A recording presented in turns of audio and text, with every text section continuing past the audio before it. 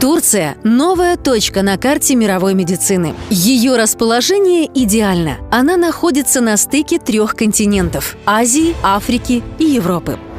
Инновационное оборудование, квалифицированный персонал и доступные цены. Все это за последние 5 лет позволило Турции войти в 3 стран-лидеров по медицинскому туризму. Впереди только США и Германия. Самое тяжелое заболевание. Самые сложные операции.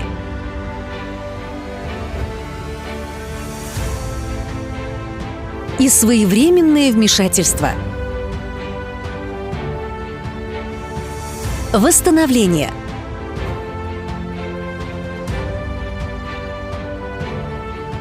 И реабилитация.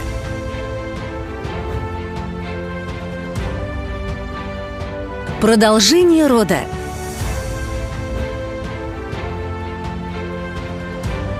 Красота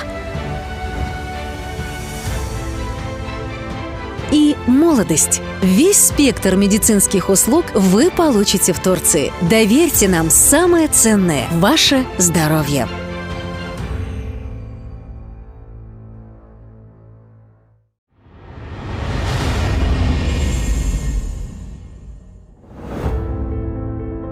Каждый заслуживает свое маленькое счастье, но не всем это удается. У 5% мужчин и женщин, у 48,5 миллионов пар диагностировано бесплодие. Эта проблема острым вопросом стоит в современном обществе. И выход есть – это экстракорпоральное оплодотворение. Только в Турции ежегодно проводится более 50 тысяч процедур при успешности около 65%. Почему люди со всего мира выбирают именно это место?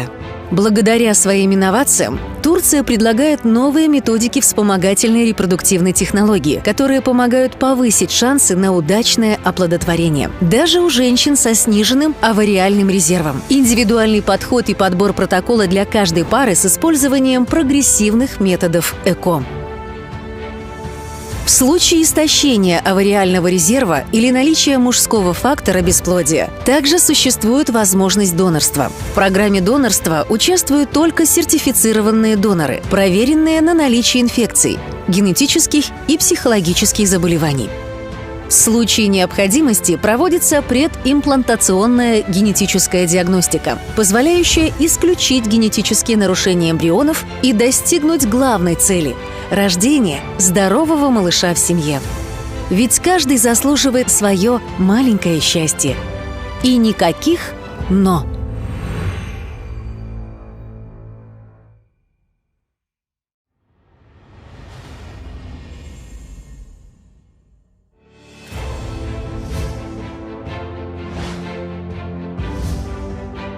Успех борьбы с онкологическими заболеваниями много в чем зависит от ранней диагностики. Турция – страна, в которой за последние 10 лет уровень медицины вырос в несколько раз, а онкология стала приоритетом в лечении. Цены более доступные, чем в США и Европе.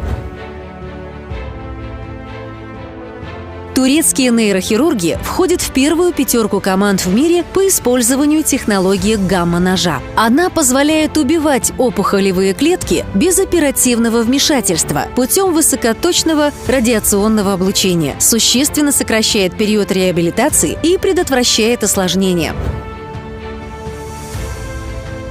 Также в Турции практикуют выведение пациента из анестезии прямо во время операции на мозге. Ему задают вопросы, тем самым проверяя работу речевого аппарата, и проводят МРТ, чтобы убедиться, опухоль полностью удалена.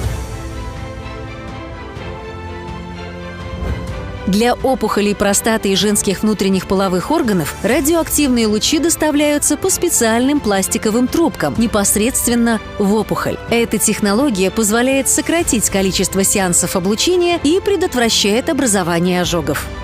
Рак – это диагноз, а не приговор.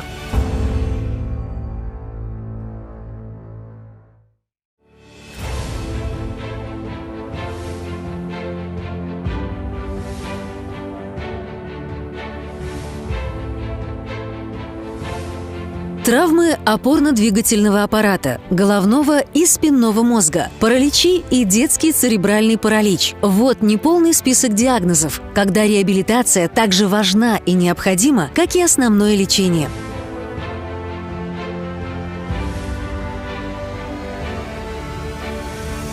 Инновационное оборудование, квалифицированный персонал и индивидуальный подход. Всевозможные вспомогательные процедуры и дополнительное лечение. Физические нагрузки для окончательного выздоровления и профилактики. Но главным преимуществом турецкой восстановительной медицины является роботизированная реабилитация. Благодаря роботу-тренажеру человек, который долгое время был прикован к постели, может ощутить вкус ходьбы и даже почувствовать спортивный азарт с помощью компьютерной игры-симуляции. Параллельно с разработкой конечностей пациентов учат, как использовать восстановленные навыки движений в быту. Доверьте нам самое ценное – свое здоровье. И давайте шаг за шагом двигаться вперед.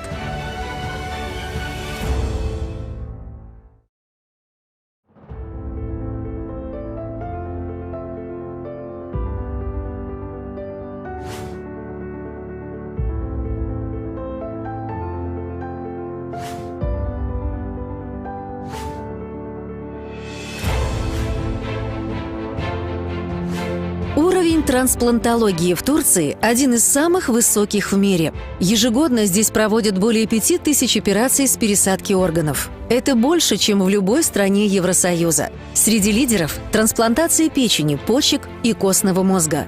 Как взрослым, так и детям. Трансплантация печени и почек в Турции возможна только от доноров-родственников, хотя бы 4-го колена. Для пересадки костного мозга сначала ищут доноров-родственников. Если таких нет, можно обращаться в донорские банки. Для пересадки роговицы пациенты могут воспользоваться услугами Национального банка доноров Турции. I am interested in especially bone marrow transplantation in children. We can do. Трансплантация стволовых клеток – еще одно направление, которое быстро развивается в Турции. Терапия стволовыми клетками показывает хорошие результаты при таких серьезных заболеваниях, как детский церебральный паралич, травмы спинного мозга, цирроз печени и некоторых аутоиммунных заболеваниях. Для многих пациентов это, если не шанс на выздоровление, хотя бы на улучшение качества жизни.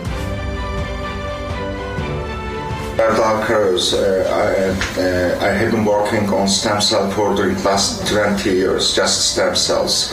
Today I would like to inform. Медицинский туризм в Турции. Доверьте нам самое ценное – ваше здоровье.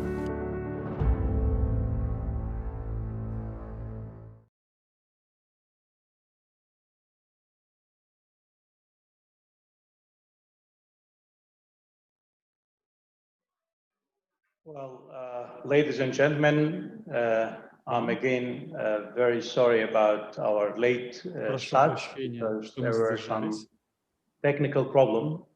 This is some gift of online and digital technology, where we are trying to meet with our colleagues and partners over technology, but sometimes technology also having some problem and regarding the connectivity and opportunity of starting with our online exhibition. Now I would like to thank for our technical team that we able to resolve as soon as possible. And I would like to start with my opening speech of the official ceremony.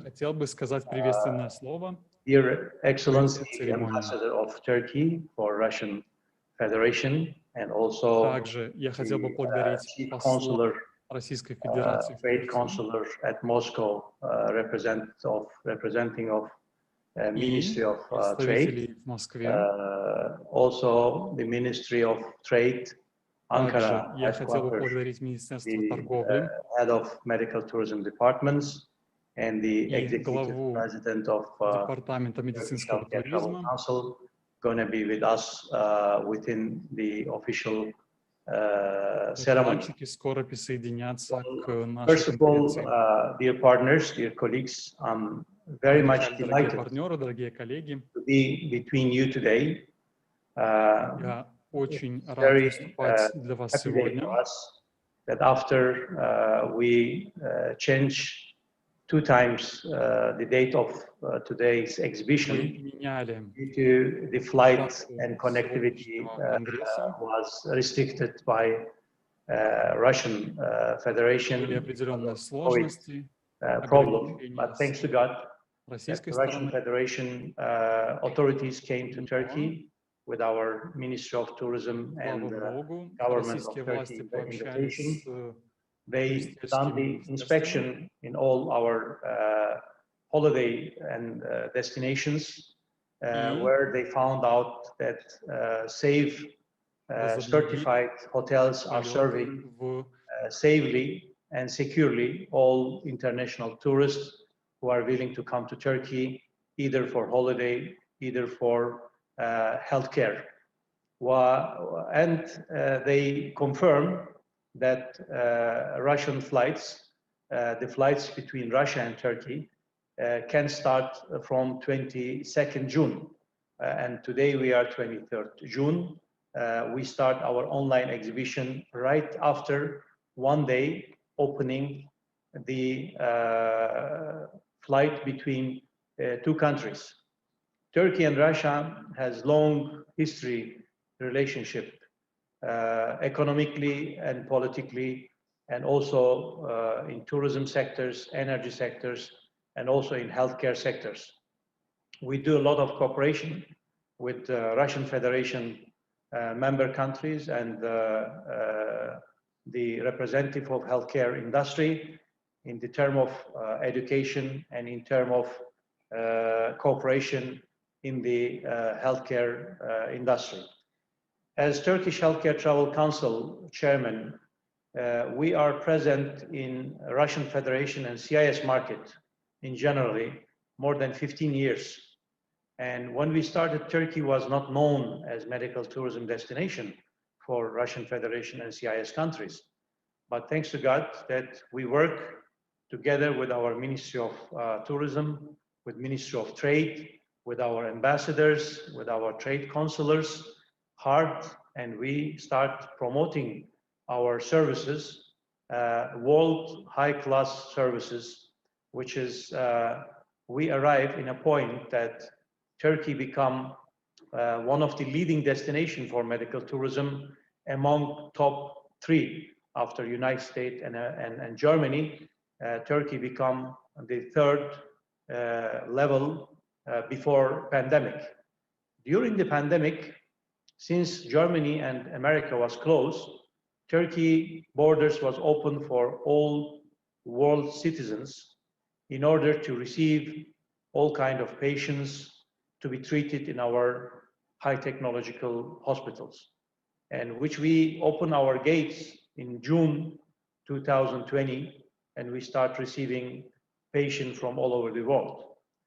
Of course, we lost some capacity by COVID-19 pandemic problems, but thanks to God that we work very closely with our Ministry of Health, with our Ministry of Foreign Affairs, and with our Ministry of Trade, that we can able to receive the patient during the pandemic period as well. Turkey was one of the successful country who care about his citizens during the pandemic time, plus who receive thousands, 100,000s of international patients in our hospitals, which we treat them in our clinics and hospitals in different kind of diseases and different kind of health problems. Well, I would like to, thanks to all our professional visitors registered in our online exhibition for today, tomorrow, and after tomorrow. For 3 days, online exhibition gonna be continue. Thanks to our 36 members of healthcare providers, hospitals, clinics, polyclinics, and travel agencies who are as an exhibitor in our online exhibition. They are ready to make B2B, business-to-business meetings online with all our registered visitors from Russian Federation and from CIS countries. We have almost over 1,500 professional visitors gonna be with us during these 3 days. Of course, please do not forget also to follow the webinar programs, which is a lot of valuable professors and doctors, associated professors as well, has done their presentation about different treatment before and after, and the technology of the new treatment for many different diseases. They are talking about the success stories which we are conducting, which we are implementing in our hospitals. Of course, you can collect all your questions. You can watch the webinars, and you can make your B2B meetings with our exhibitors. Today at 15 o'clock, at 3 o'clock afternoon, we will gonna have Moscow time, by the way, 3 o'clock afternoon Moscow time. We will gonna have a panel discussion where our CIS coordinator, Dr. Kristina Kowalczyk, with us, and also there will be 5 more representative offices from Russian Federation, our network offices for Turkish Healthcare Travel Council, and our medical directors, Dr. Ferhat Kayan, will be with us in panel discussion in order to reply all your questions which you want to ask technically, medically, and also the collaboration wise, how to collaborate in between us and how to build a partnership together in order to help our citizens who are suffering from different diseases. Of course, Russian Federation and CIS countries doctors are very valuable, very knowledgeable as well. And we are working together in order to serve all Russian Federation and CIS citizens in a better level and high quality standards, high technology to be treated and to return their normal life period after they suffer from a different disease. We are ready for collaboration in between doctors of Russian Federation and also CIS countries in the manner of education, in the manner of receiving their inquiries as referring their patients if they have no option, if they have no solution and possibility to treat them in your home country, then you can refer to our hospitals and clinics. Be sure that with Turkish hospitality, we will gonna host them like our citizens, and we will gonna host them very high level, and we will gonna treat them as we are treating our own Turkish citizens in our high technology hospitals. Of course, I will gonna do after our dignitary speech, opening speech, I will gonna have a presentation, a general presentation about Turkish medical tourism, about the collaboration, and about the world medical and healthcare industry, where it's moving before and after COVID. You will gonna watch immediately after our opening ceremony. As well, you will gonna watch some videos which is prepared earlier regarding the roadmaps of our collaboration, and also some of our treatment videos which gonna be broadcasted. I don't want to take long time of yours because we already late because of our technical problems.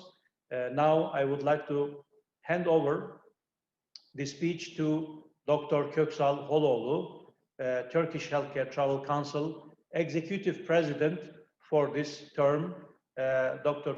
Köksal Holoğlu. The floor is yours.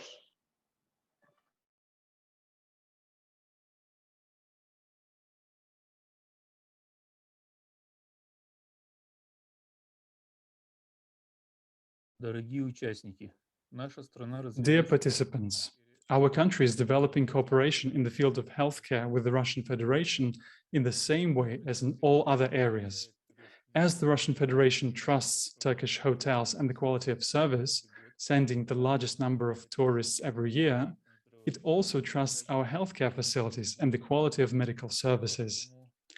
This is because over the past 10 years, having opened new hospitals and clinics, each of which introduces even greater intervention than the previous one, Turkey has thus completely renewed its healthcare system.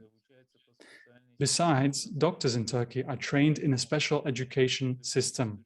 Therefore, in the recent years, the successes of Turkish doctors have been recognized all over the world. Despite this, the prices for medical treatment in our country, in comparison with the USA, the countries of the EU and Israel, remain lower at the level of almost 1/3. I believe that mutual cooperation and investment with Russia in this area will grow. I wish that this exhibition becomes a success for the participants from both countries. I express my respect to everyone and send you my greetings.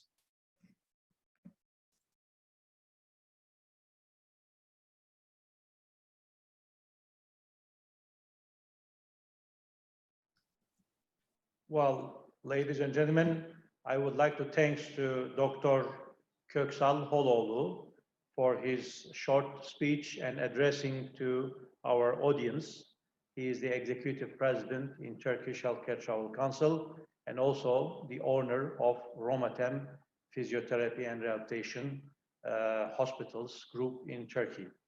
Now, I would like to invite to the stage to give his speech and address to the audience, Mr. Feridun Basher.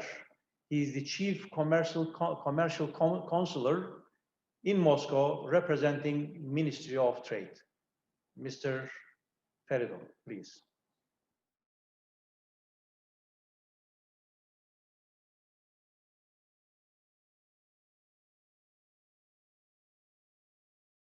Dear businessmen, doctors, specialists, and representatives of travel agencies from the two countries, greetings and best wishes from Moscow to everyone. First of all, I want to congratulate everyone who has put their efforts in organizing the second virtual exhibition for medical tourism, and I wish this Congress a success. The good news, since June 22nd, air travel between Turkey and Russia. In this regard, I want to express my confidence that the flow of tourists between the two countries will increase significantly in the near future. The structure of trade relations between Turkey and the Russian Federation is multi-vector and varied. These relationships begin with energy and construction contracts, extend to tourism and logistics, trade in goods and services, investments, and many other industries. In addition to the multi-vector nature of these relations, we see their dynamic structure and constant development. As you know, there are big energy projects between the two countries. A large number of Russian tourists visit Turkey. Turkish companies sign major contracting projects in Russia. There is also a growing interest in mutual investments between the two countries. On the other hand, in parallel with the opportunistic growth of world trade, the volume of trade between the two countries in recent years has been around 25 to 30 billion US dollars. The goal is to reach the target of 100 billion US dollars. In the trade of goods between the two countries, a wide range of activities is present: supplies, visits of trade delegations, visits of delegations to implement procurement, bilateral business meetings. Our goal is also to increase the activities in the field of medical tourism and to hold more frequent meetings of entrepreneurs from the two countries in order to implement specific projects. Turkey, thanks to its geographical position and rich natural resources, medical infrastructure, trained personnel, vast experience in the field of plastic surgery, dental organ transplantation, and affordable prices, is entering the forefront of the global medical tourism market. Investments in this area continue to grow. Russia also has an attractive direction in this area. The world has been confronting a serious health crisis since the beginning of 2020. We think that together with solving the problem of COVID-19, priorities in all sectors will be revised. In this regard, it becomes obvious that the winner will be the country with a strong general medical infrastructure and high sanitary and hygienic conditions. I wish to this virtual congress, which is about to begin, that participants from both countries can explore possible cooperation and develop mutually beneficial projects while using the opportunities that both parties can offer. With this, I would like to express my readiness to cooperate on the issues that we propose, and I wish you all a successful day and health.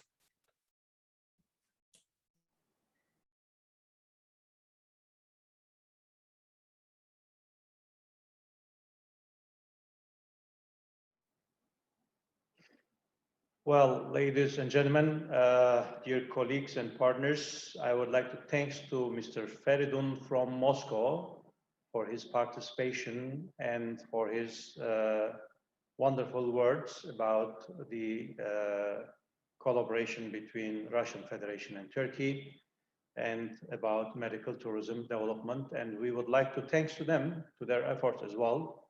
Since long time we are working together, actually, in order to promote medical tourism as destination in Turkey, and they are tremendously supporting us. Now, I would like to invite to the stage to give his speech Mr. Ali Alper Kaçar. He is the head of medical tourism departments in Ministry of Trade in Ankara. So he is joining us from Ankara. Please, Mr. Ali Alper, the floor is yours.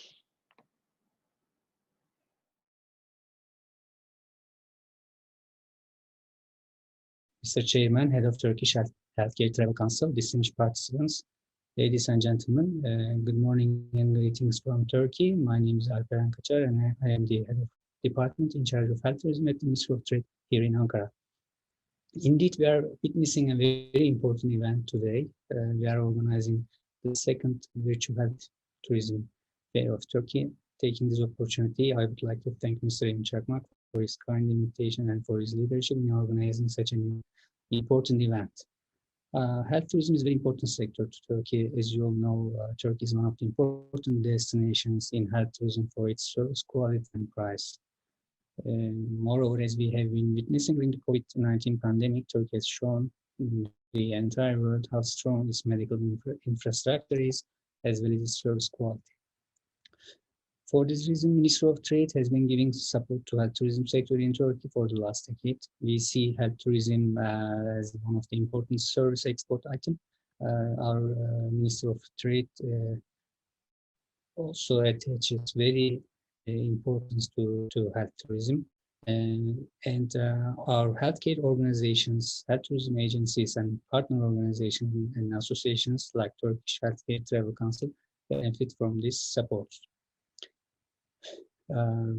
Today, there are nearly 40 companies from health tourism sector in Turkey participating in this virtual event, and 1,500 visitors registered to this event. It's a great number.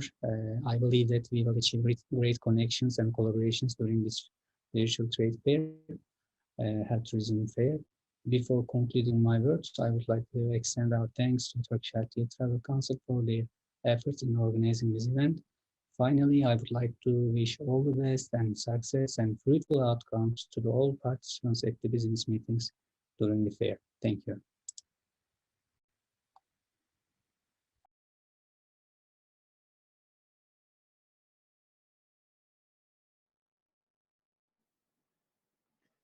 Well, thank you, Mr. Ali Alper.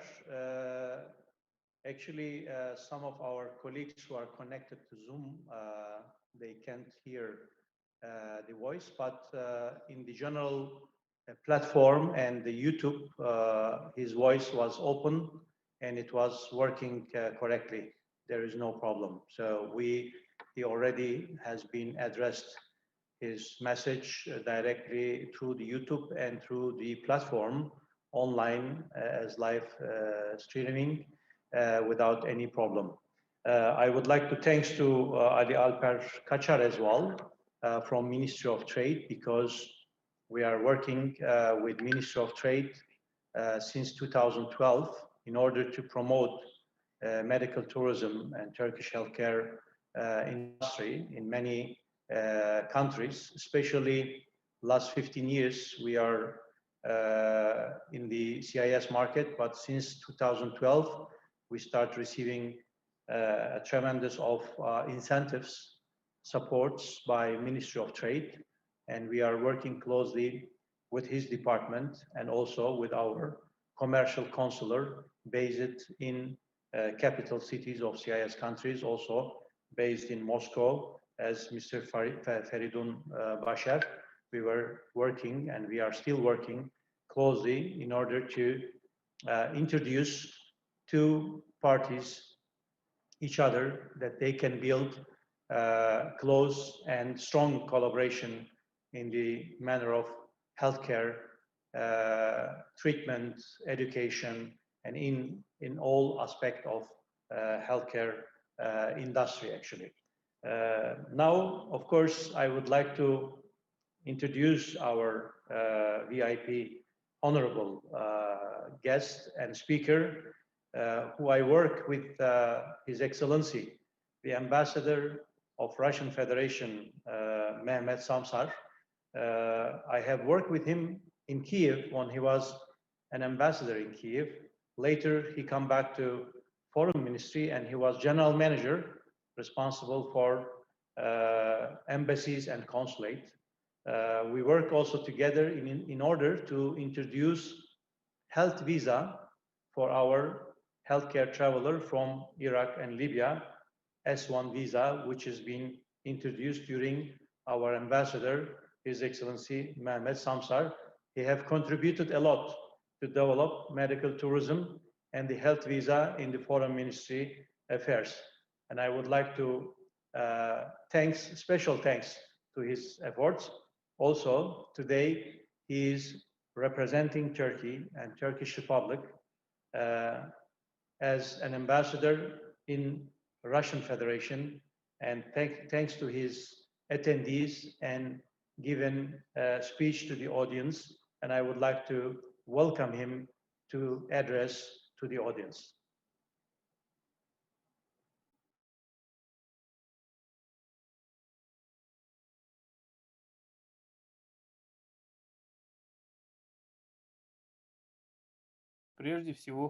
Our dear participants, first of all, I would like to thank the head of the Council for the Development of Medical Tourism, dear friend of the esteemed Amin Chakmak, for the very timely organization of this event. Along with the Turkish climate, seas, beaches, terminal springs, forests, and plateaus, Turkish Airlines is the national airline which provides access to the largest number of destinations. This makes us an ideal region for medical tourism. The level that the medical industry of our country has reached, the medical infrastructure in the form of urban hospitals throughout the country, university and private hospitals, the level of qualifications of medical staff and the quality of services that they have been providing, especially recently, have made Turkey an important destination in terms of medical tourism. In 2019, Turkey received over 660,000 guests as part of the medical tourism. The 2020 is the year which was negatively impacted by the pandemic, and the figure was around 390,000 patients. In the first part of 2021, we already see about 110,000 guests who came to our country for the purpose of medical tourism. One of the most important trade partners of our country in many industries is the Russian Federation. It is also a very important partner in the field of medical tourism. The Russian Federation sends the largest number of medical tourists to our country. Presently, within the framework of getting acquainted with medical tourism, our Russian friends have begun to study the potential of our country in the field of medical tourism, therapeutic thermal springs, and successful medical centers. In the future, we are ready to welcome our Russian friends who decide to choose our country not only for a beach holiday, but also for the purpose of medical tourism.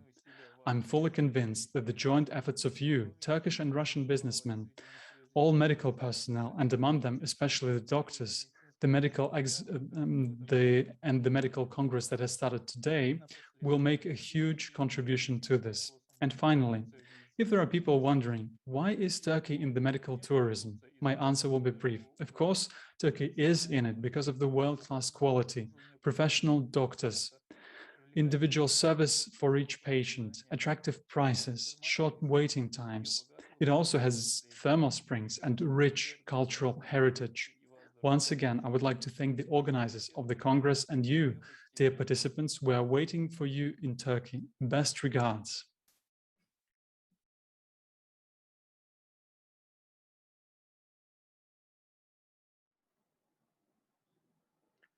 Well, thank you very much, His Excellency. It was a great pleasure to have you here with us during our official opening ceremony. And I wish to all exhibitors and all our professional visitors a fruitful cooperation and many more online meetings to meet each other and to discuss the opportunities, how to collaborate together in order to help each other and help our citizens who are suffering in different diseases of these centuries. So I will going to leave you now with my presentation about general medical tourism in Turkey and about our technologies. And I will going to talk about our roadmaps, how we can collaborate, and what can be the opportunities of collaboration and which areas we can collaborate. All this information you will going to find in our presentation. I would like to remind you once more that today going to be live broadcasting and live panel discussion, which I will going to attend personally, and my medical directors, our CIS coordinators, and our Russian Federation network officers from different part of the Federation, from Russian Federation cities and states. They will going to attend with us in order to answer your questions, which you will have in your mind to ask medically, technically, and collaboration-wise. Now, lastly, I would like to thank once again your valuable time, which you are sparing for these 3 days to be with us. And thank you for your patience that you keep your registration and keep your alliance with us when we have postponed our activities from April to May, from April to June, but it was not in our hand due to the pandemic problems. There was the flights are closing between two countries, but we are very happy. And also we are thanking to Russian Federation government, their generous decision, which they start and allow the flights in between two neighbor countries were collaborating historically in all areas. And thanking again for your participation, for your contribution, and being with us during this 3 days, and wishing you a fruitful exhibition to the exhibitors and to the participants. And I would like to thank to all our valuable VIP speakers from Moscow, from Ankara. Today, they spared their time and being with us. Thank you very much, and I'm leaving you now with our presentation.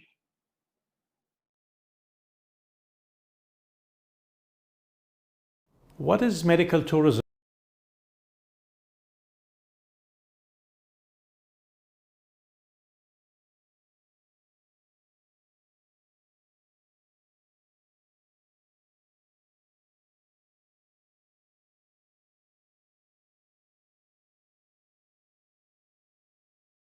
What is medical tourism? Actually, medical tourism started long centuries back in the world because many people many citizens was traveling from his home country to the other countries, are looking for the best, higher standard and quality of healthcare treatment for themselves in order to be treated in a best quality with affordable prices.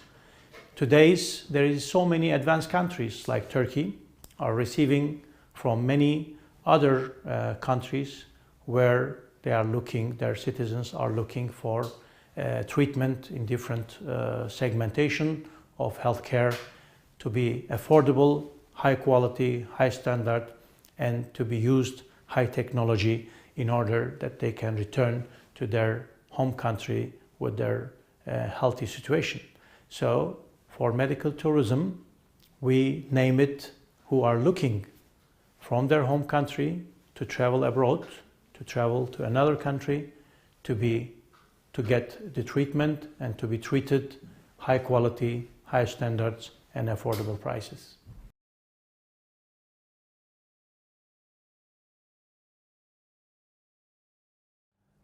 Ladies and gentlemen, dear colleagues, dear partners, I would like to draw you the roadmap of our collaboration in between you and us.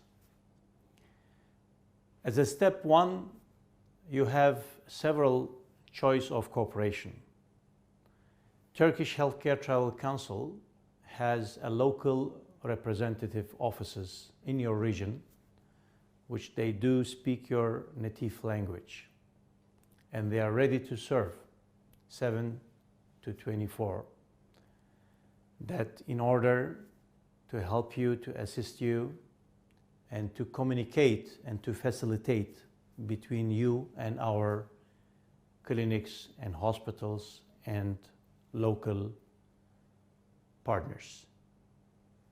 As well as you can have the option that you can choose one of travel agent medical tourism facilitator from our participant, and you can build a cooperation and partnership, and you can refer your patient through them as well.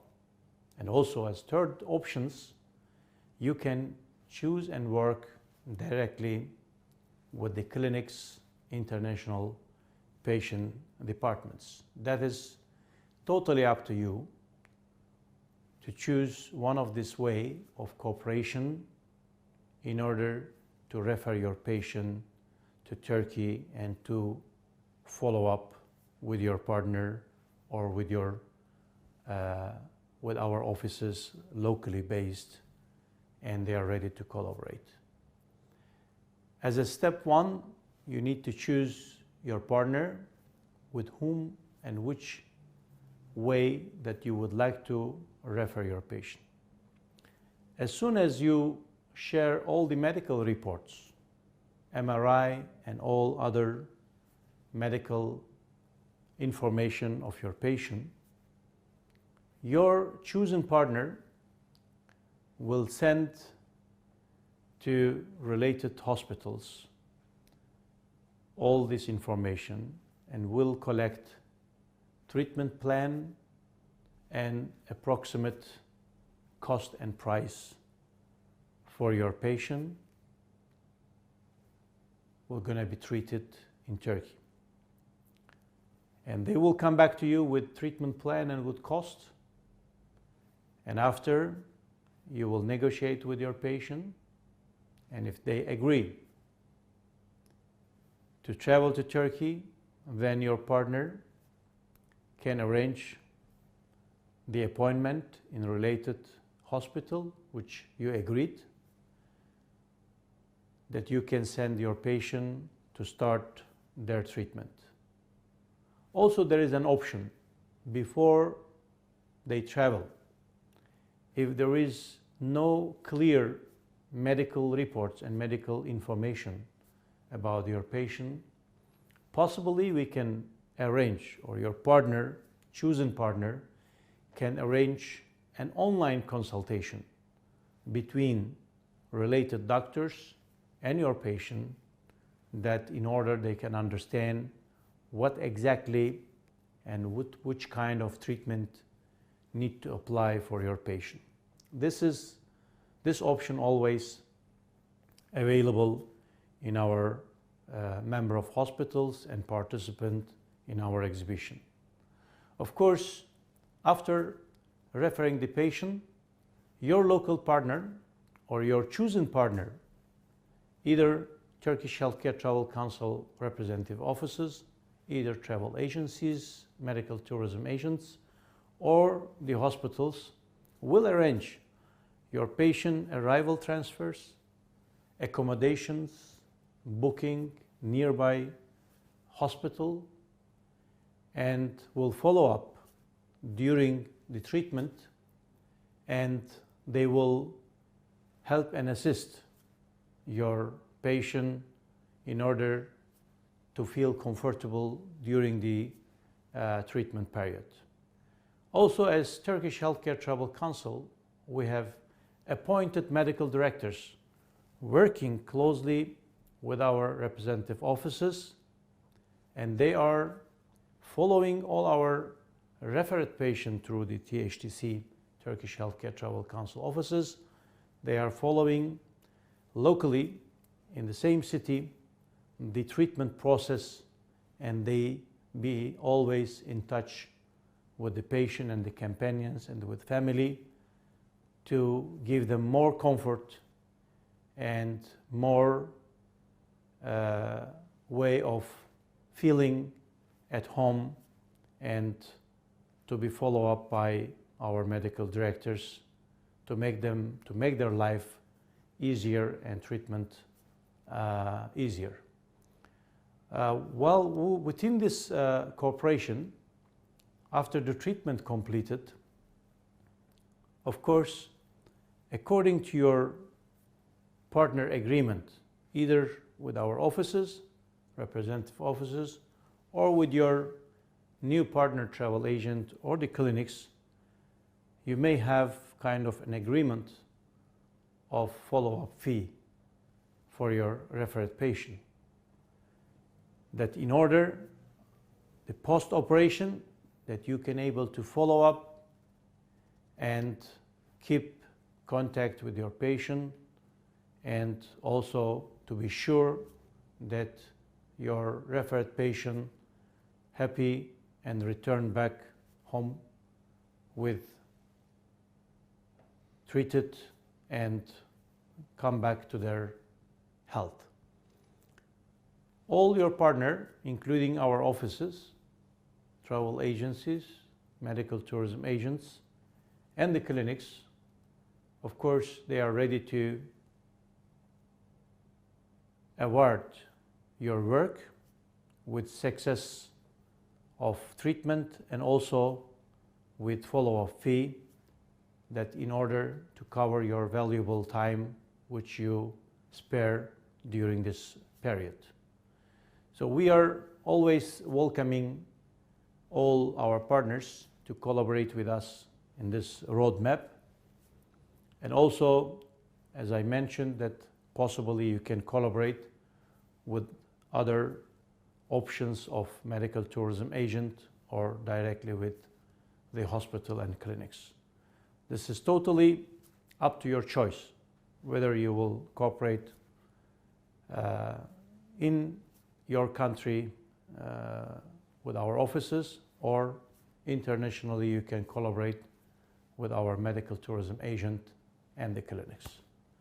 This is our roadmap of cooperation, and you can able to follow up this procedure, and you can build cooperation in between our exhibitors and yourself.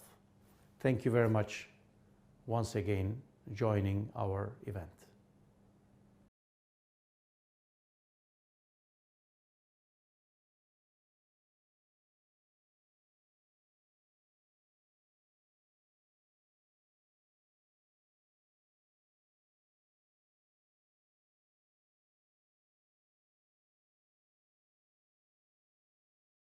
Ladies and gentlemen, would like to welcome you to Turkish Healthcare Travel Council presentation. My name is Emin Çakmak founding chairman of Turkish Healthcare Travel Council. When we start our journey to healthcare industry and healthcare services as Turkey, we started with slogans saying that healing generations for centuries. Turkish Healthcare Travel Council is also the member of Global Healthcare Travel Council, which has started their journey in 2013, saying that global healthcare for all.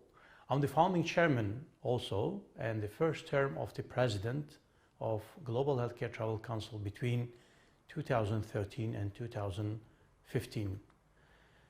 Who is THTC? I would like to give summary and information about Turkish Healthcare Travel Council. THTC was established in 2005 with an aim of developing international medical tourism to Turkey and assisting foreign patients. We are an official association of Turkish medical travel services providers operating as non-profit organization under Turkish law and supported by the Turkish government. Turkish Healthcare Travel Council members has long-standing arrangements with more than 375 best Turkish healthcare and tourism facilities, general hospitals, dental and aesthetic medicine clinics, thermal wellness and spa centers, hotel and resorts, travel agencies, and assistant companies, etc. So these are our profiles of our memberships, recommended members of Council acting according to THTC ethical code and understandings. As you can see, we have general hospitals, we have clinics, we have thermal resort travel agencies, and spa and wellness resorts and centers. THTC Global Network offices and network partners within 168 offices in 92 countries. THTC is now the largest medical travel association both in Turkey and in the world.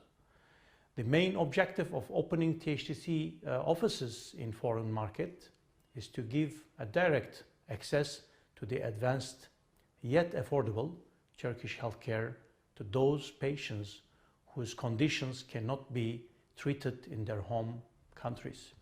International patients can contact us directly or through their medical doctors, insurance companies, travel agents, or other facilitators whom we consider our partners.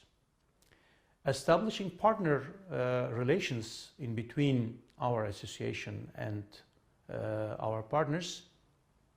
The purpose of this presentation is to outline advanced medical treatment possibilities offered by Turkish Healthcare Travel Council members to international patients, but also to describe a roadmap to mutual beneficial cooperation with foreign doctors, insurance companies, travel agents, and other facilitators.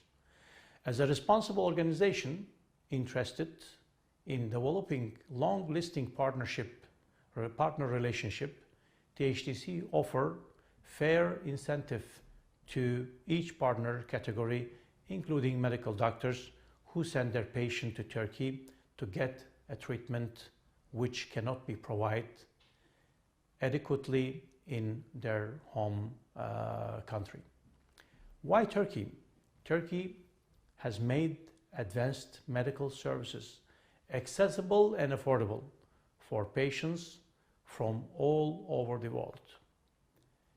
In the last 20 years, Turkey has invested more than 50 billion United States dollars in new hospitals and latest medical technologies such as cyberknives, gamma knife, TrueBeam, Da Vinci robotic surgery, stem cell treatment, cordial blood and bone marrow transplantation, organ transplantation such as heart, kidney, and liver transplantation. As you may see in my presentation, the technological advanced technologies available in Turkey like cyberknife, gamma knife, Da Vinci robotic surgery, stem cell treatment. Why Turkey as to prefer to be medical travel destination in the world, one of the preferred one. We have more than 10,000 doctors who graduated from Western medical universities. Our medical, healthcare and wellness treatments are generally much more affordable than same procedures and interventions in many other countries. In state-of-art Turkish hospitals, you can get any technologically advanced procedure you need at time that's suit for you. As well as national carrier Turkish Airlines, it is easy to fly from country of the world to Turkey with Turkish Airlines flying directly to Istanbul from 350 international airports. We're proud with our national carriers, flag carriers, Turkish Airlines, thanks to their development and connecting us with the world. Thanks to potent combination of the world-class medical services and developed hospitality infrastructures, geographically convenience and natural beauty, cuisines, Turkey has become a preferred global healthcare travel destination and center across various segments as medical treatment, wellness, spa and thermalism, sport medicine, retirement tourism, accessible tourism, and many more. One of the segmentation that we are trying to promote internationally, which is unique in the world, Dr. Fish. We have almost more than 2 million Dr. Fish population in the thermal facility of treating eczema and psoriasis diseases in Sivas, Kangal, Central Anatolia, which is unique in the world. The results are very successful and the results are very hopeful for all our patients who are suffering from eczema and psoriasis. As well, we have hot spring thermal waters, medical spas, treatments in the cities of Afyon, Bursa, Yalova, Kütahya, Denizli, İzmir, Çeşme, Muğla and Kangal, Sivas. These are some of our hot spring thermal waters available cities. We have many more, but these are the leading cities are serving physiotherapy and rehabilitation as a medical spa treatment combination with hot spring thermal waters with a natural hot waters helping for a treatment and helping for anti-aging of our patients who are coming from many other neighbor countries and other countries. As well as we are serving in spa and wellness resorts in Istanbul, Sapanca, İzmir, Antalya, Bodrum, Dalyan, in a high world-class standards as a spa and wellness resorts. We serve well-being treatment to all our patients and to all our guests who are preferring Turkey as spa and wellness treatment. We have one of the rising star of healthcare travel, retirement tourism. Retirement tourism today become very popular in Turkey because Turkey has mild climate all over the year. In the Aegean and Mediterranean Sea coastline, we have Antalya, Alanya, Marmaris, Kaş, Dalyan and Didim are the temperature between 15 to 35 degrees all over 12 months all over the year. So for this reason, the nature, sea and sun and cuisine attract a lot of retired Europeans and from Nordic countries and from CIS countries and from Africa as well. People prefer to come and retire in Turkey for long stay and long living in Turkey. Service and quality and accreditation in Turkey as our medical and healthcare services. All our hospitals in Turkey operate under the Ministry of Health, Quality and Standard Accreditation. The Ministry of Health has established special departments to monitor the hospitals' compliance with the rules and regulations, including the prices and the cost for medical travelers from international countries. The service quality of many private hospitals in Turkey has been approved by the world-renowned accreditation agency like JCI accreditation from the United States, like TEMOS from Germany, as well as they need Turkish Healthcare Travel Council accreditation when they would like to receive an international patient. Number of international patients who are coming to Turkey for medical treatments. As you can see, 2005, we had only 3-digit numbers and figures.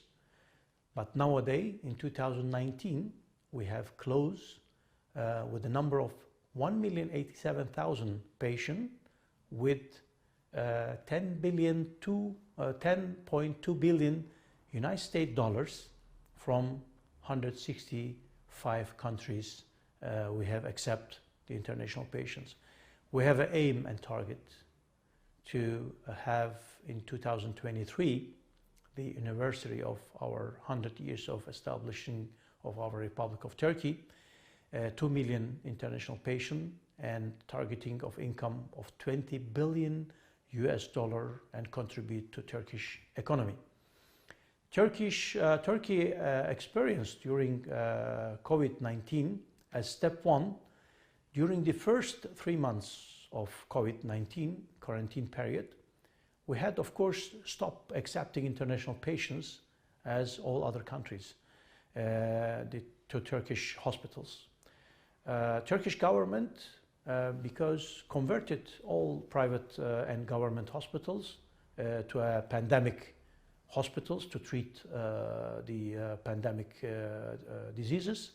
Due to this reason, only for the first 3 months we stopped international patient arrivals to Turkey, but as a step 2, in June 2022, Turkish Ministry of Health declared that we can start accepting international patients in our hospitals.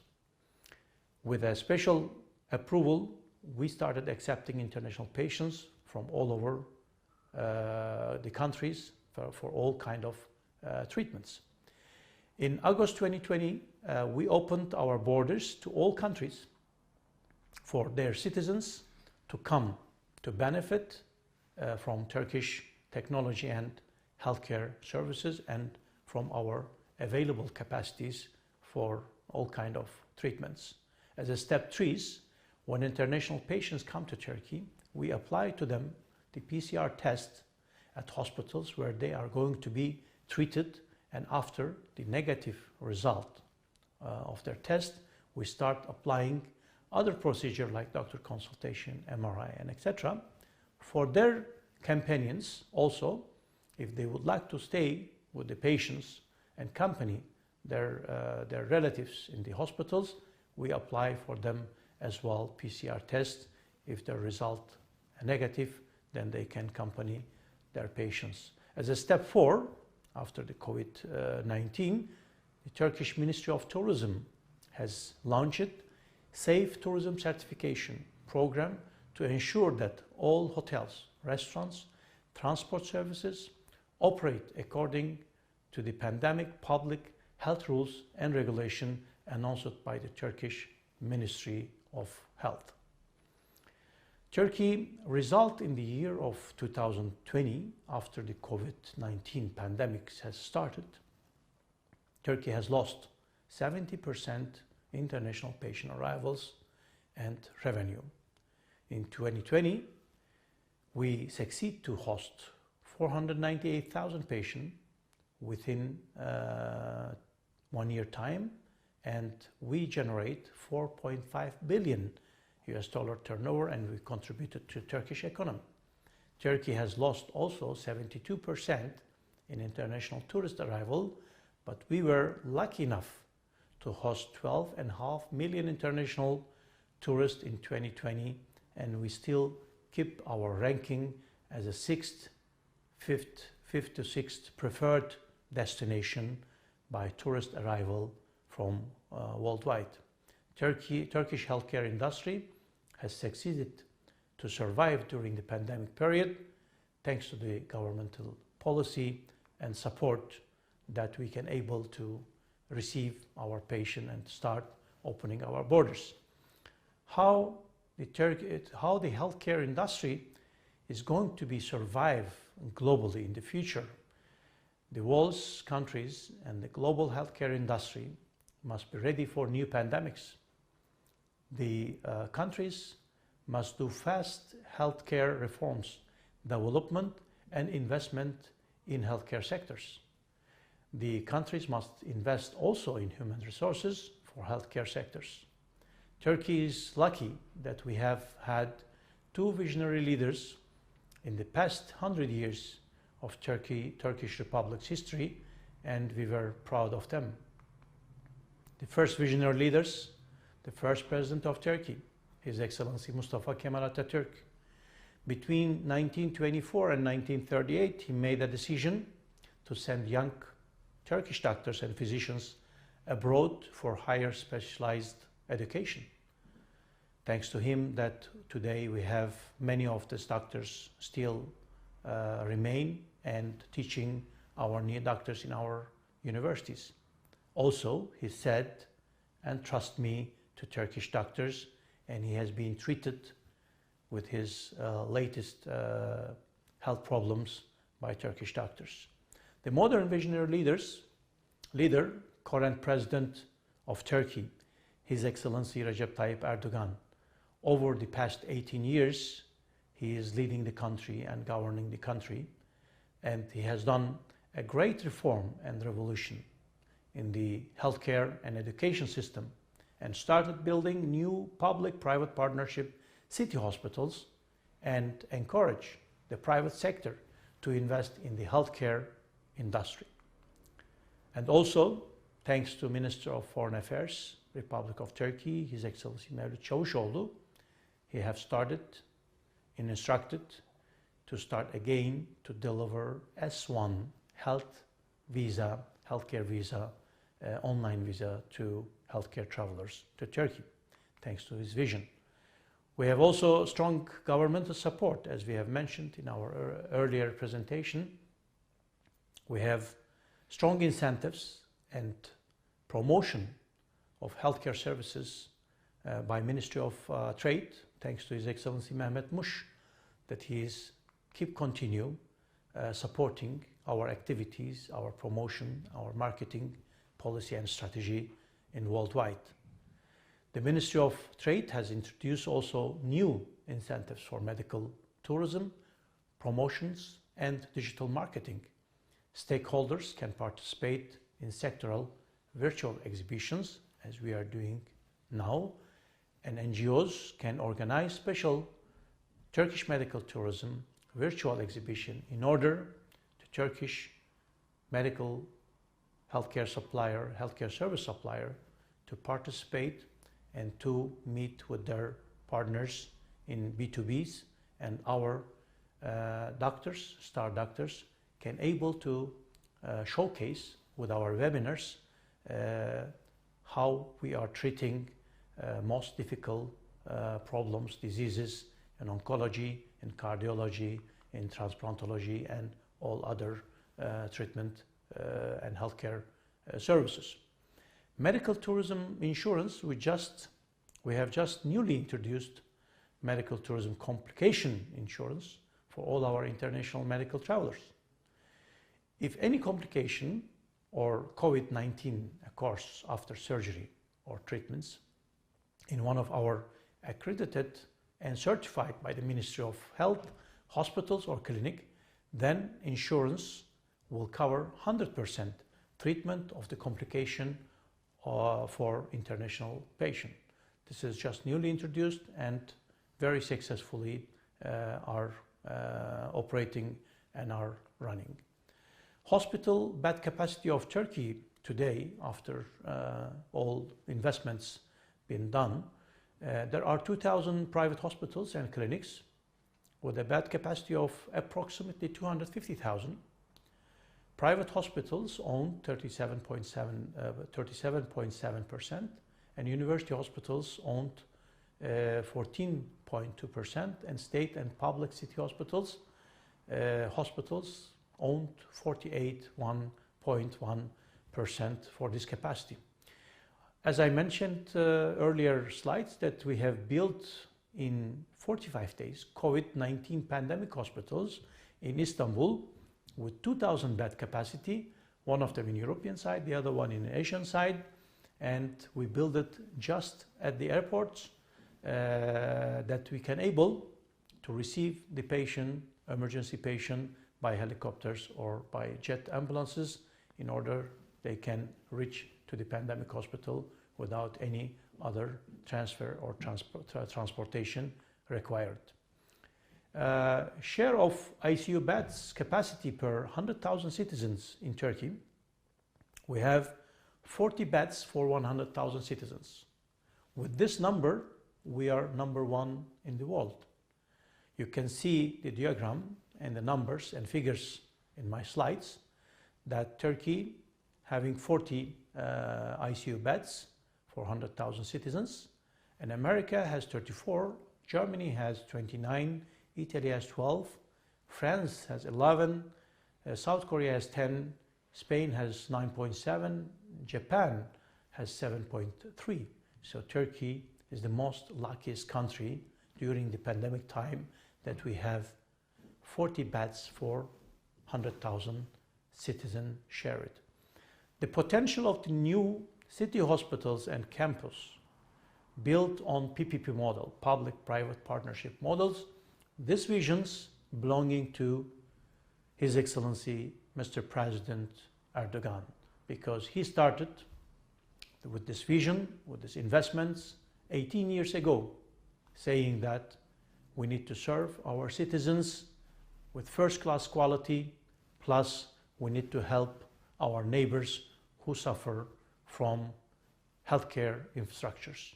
Today, Turkey are hosting from 165 countries, over 1 million patients, treating in our first class of hospitals built under private sectors and also built by private and public partnership in Turkey.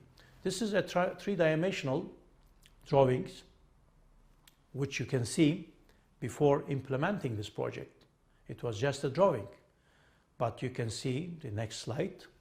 Same project has been implemented and opened in Ankara, in heart of Ankara, and capital city of Turkey, and serving with 1,700 bed capacity to Turkish citizen, and also serving international patient as well.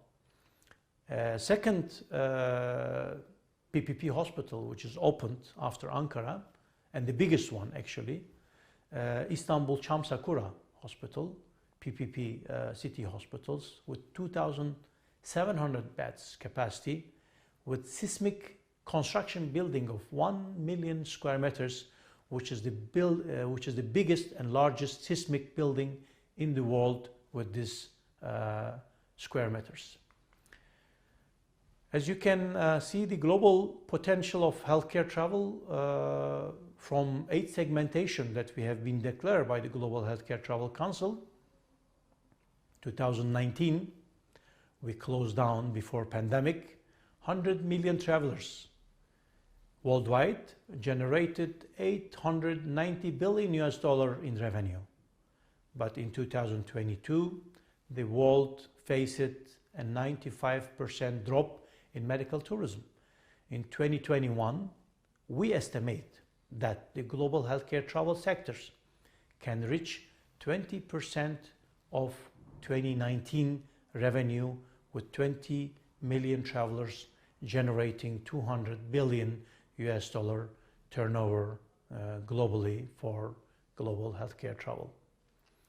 Current position in income ranking worldwide in healthcare travel business, in healthcare travel industry, Turkey shows today number 1. The reason why America and Germany, which was ahead of Turkey before in 2019, they were number 1 and 2, and Turkey was number 3. But due to the pandemic, they have closed down their border to international patients. And due to this reason, Turkey was open to world citizens to come and to be treated in Turkey. And Turkey become, in 2020, #1 destination worldwide by income ranking and also by volume of number of patients. We have received close to 500,000 during pandemic period 2020. According to my personal estimations, the normalization period for after COVID-19 gonna be, as a general, worldwide and Turkey. In 2021, as I mentioned, I believe that 20% will be recovery. And 2025 gonna be the recovery of 100%. We can only able to reach 2019 figures and fact in 2025 after 5 years of period. This is my personal estimation and personal thought, actually. My last and not the least, but in my presentation, very important point I would like to share with you. Would like to invite all our doctors who join our exhibition and conference to join our networks, to be our network doctors. We invite the doctors from different countries to become a member of THTC network on the term of mutual beneficial cooperation. A roadmap of this cooperation: contact a THTC offices in your country. If you don't have a THTC offices, you can contact directly to headquarters. And you can find all THTC network offices and our contact details in our official website, thtdc.org. You will be assigned a THTC medical director immediately after you become our network doctors, who will come back to you with an individualized treatment plan and cost offer for your patient from the most suitable Turkish hospital member of THTC. The matching process might take from 1 to 7 days, depending on the case complexity. But usually we come back, our medical directors come back within 24 hours or 48 hours to all inquiries and requests come from our partners, offices, and network doctors.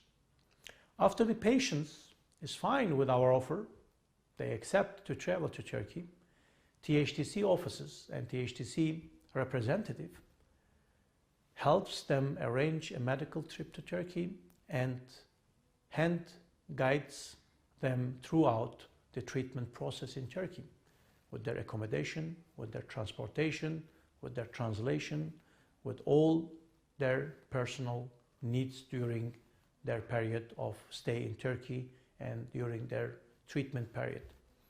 When the patients are back to home, then our network doctors start again post follow-up with post-treatment recovery and rehabilitation for that patient being referred by our network doctors.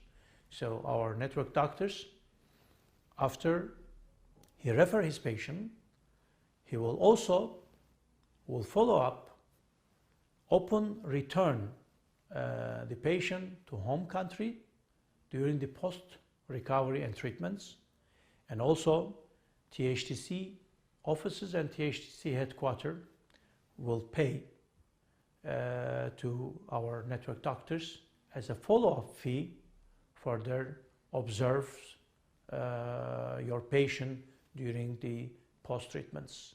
So would like to invite all our participant doctors to join us in THTC networks, that we can able to build strong partnership, beneficial for mutual beneficial cooperation partnership together So you are all welcome, and I would like to thank for your valuable time joining our conferences, joining our exhibition, and watching our webinars and doctors, which are valuable doctors going to be presenting their treatment methods, technologies, in order to show you how Turkey healthcare system advanced and have the technology of treating all kind of diseases, from simplest one and from the complex one.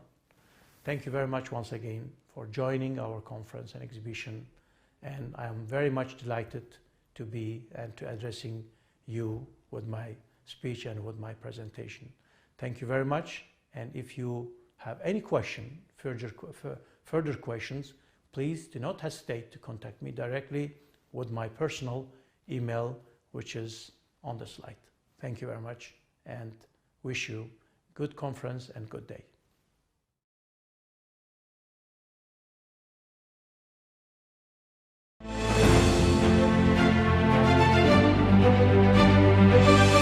The art of medicine is the heritage of Anatolia. You are in Turkey, the place where the first hospital of the world was founded and Hippocrates was born and grew up.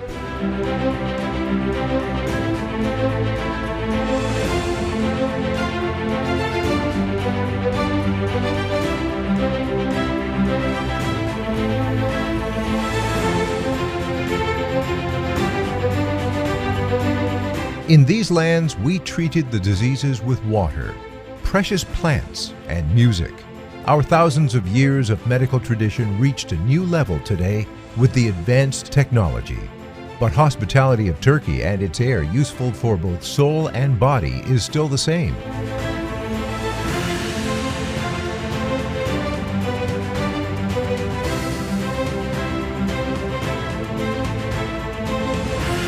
Turkey attracts everybody by its nature, history, dynamic social life, as well as the best and most effective treatment possibilities since long time. With its high standard hospitals and doctors known around the world, Turkey maintains its specialty of being the center of health of the region since long time.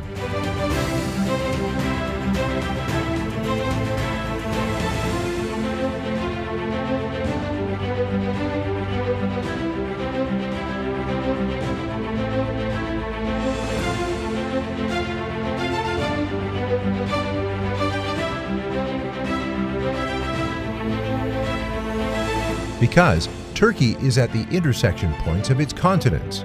It is located at the center of Europe, Balkans, Russian, Middle East, and North Africa.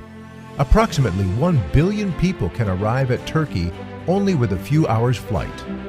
Turkish Airlines carries millions of people from 120 countries and 290 cities to Turkey by direct flights. There is a reason why so many people prefer Turkey. Because Turkey offers the newest technology treatment systems at the same time with the world. With its competitive price policy, it is among first choices of those who are looking for the top quality service with optimum prices.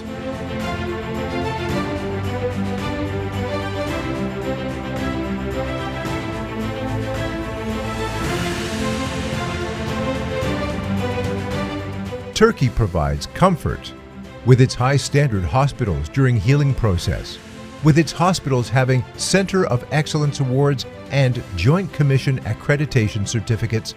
It maintains its privileged place in the region. An experienced team with 724 specialist services and air ambulances works for satisfaction of the guests. Experienced Turkish doctors who break grounds all around the world continues to control their patients after treatment. Thus, Turkey takes place on the top 3 in the world health tourism destinations.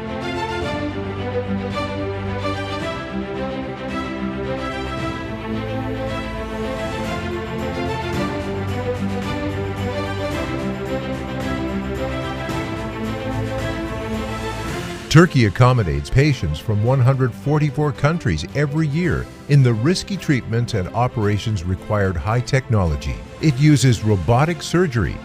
Marrow, organ, and stem cell transplantations are performed by awarded doctors through the latest technology. With innovative treatment systems such as inorganic organ production and transplantation, life-saving results are achieved.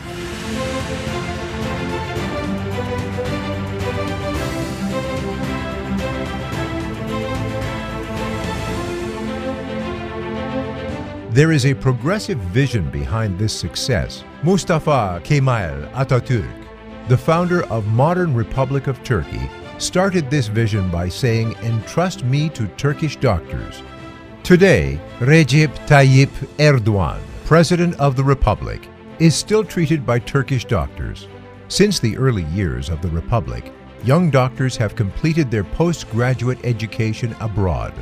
Turkish health sector has made a big progress with an investment of $30 billion in 15 promising successes in the treatment of common cancer and cardiovascular diseases. A complete healing is achieved in a short time by non-surgical treatments of the brain tumors.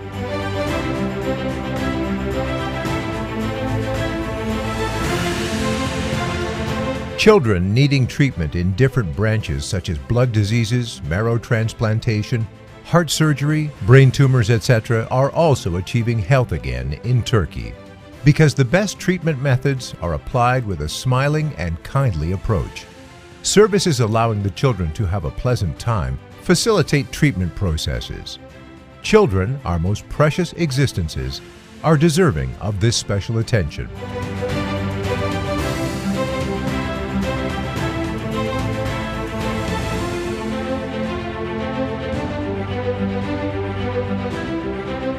Also, there are many treatment alternatives for those who want to have children in Turkey.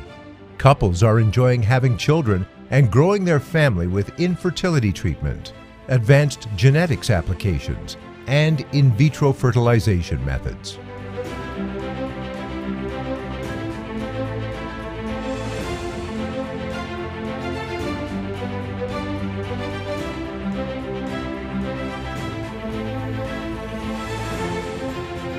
Turkey is where the civilizations was born and continue.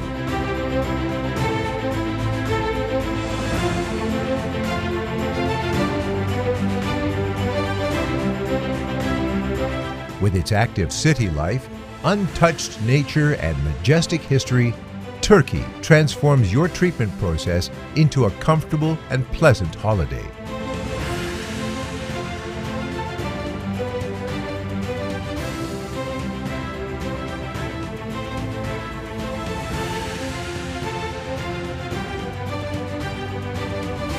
.375 member organizations, which adopted ethical principles of Turkish Healthcare and Travel Council, work for happiness of the guests. We are at the intersection point of hearts and continents. Hope to see you soon. Right choice for your life. Turkey, healing generations for centuries.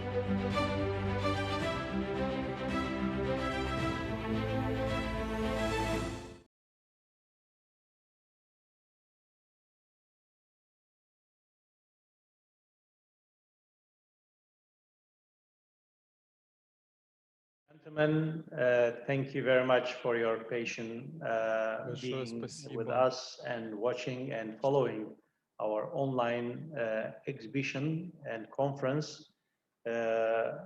We have finalized our official opening ceremony with our valuable speaker, and also with the roadmap of cooperation and with our presentation about Turkish Medical Healthcare Travel Council and the worldwide problems during the pandemic time.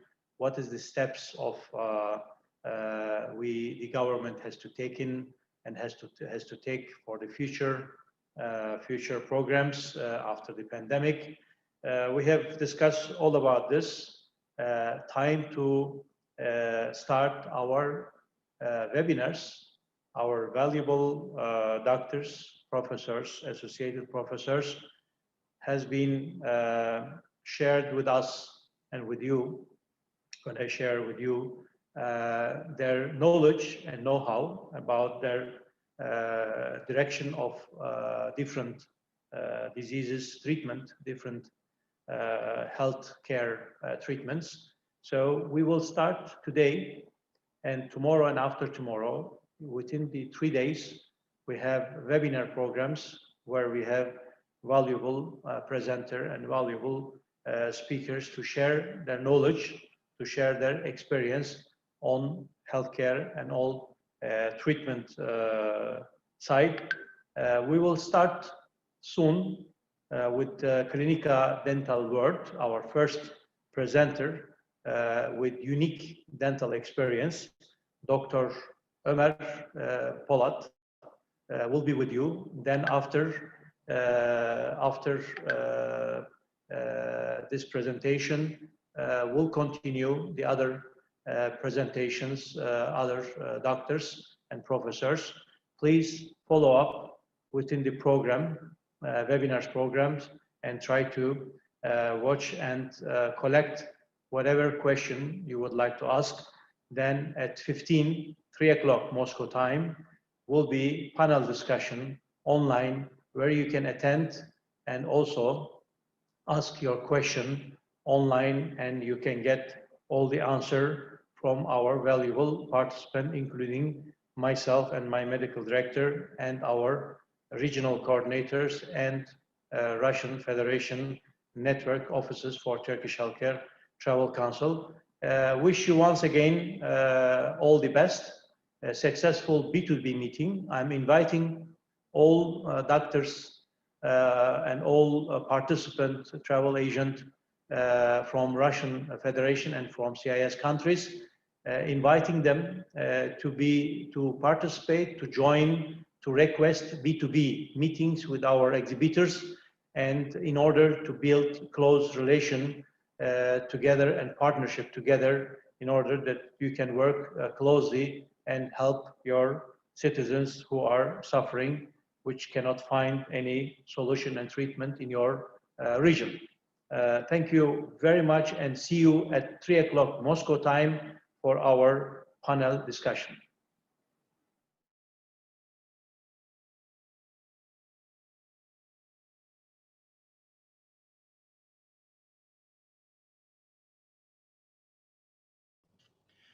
Clinica Dental World is one of Turkey's leading dental clinics with successful dentist specialists in the dental health field. All of our crew is chosen from people who does their job with passion and with smile on their face as a family. We create this brand Clinica Dental World to treat people's partial or complete tooth defenses in our special manner. This manner is an experience to live, but I will do my best to express that feeling using a camera and a laptop. We offer contemporary and advanced technology treatment methods. As Clinica Dental World, we are obtaining the latest and most precise technology equipments, tools, and consumables. Our main target for creating this brand is not only giving best dental treatment to our patients, it's also give them unique experiences. This is the best designed clinic in Istanbul, and the place of our clinic is located in the most modern and most valued part of Istanbul, Beşiktaş Ulus. Since Clinica Dental World was founded, we have provided a happy smile for more than 15,000 patients from Turkey and all around the world. We have the best treatment support and aftercare from our very professional specialist dentists for our patients who come from abroad.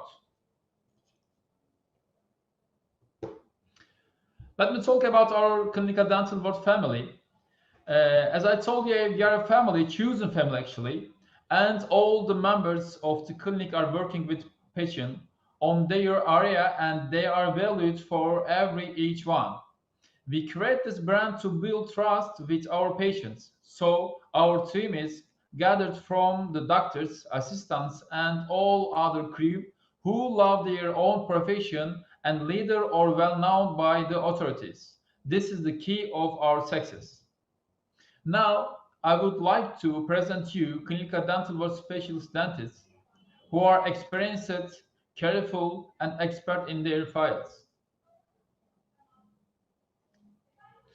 Of course, first of all, I'm the orthodontist specialist working in Istanbul. I'm Dr. Ömer Polat, as I told you. I graduated from Istanbul University Faculty of Dentistry in 2010, and I finished orthodontic education in 2014. I'm the co-founder of Clinical Dental World. We created this unique brand in 2018.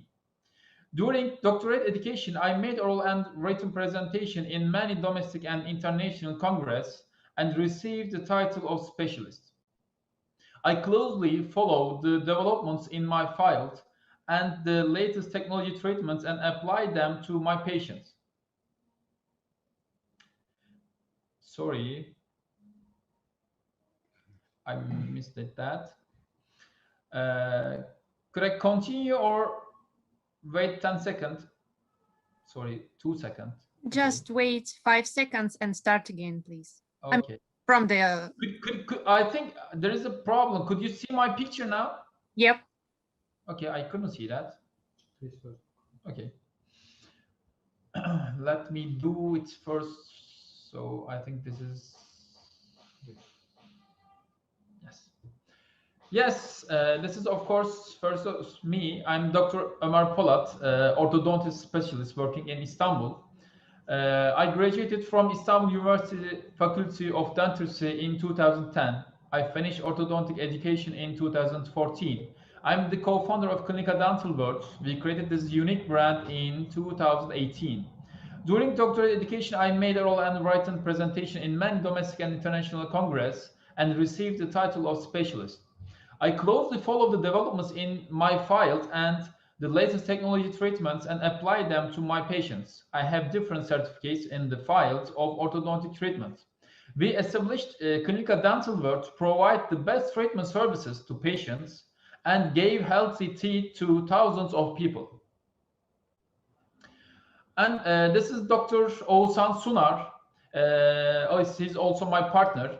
He graduated from Hacettepe University and Dentistry Faculty in 2013 and worked on many academic papers.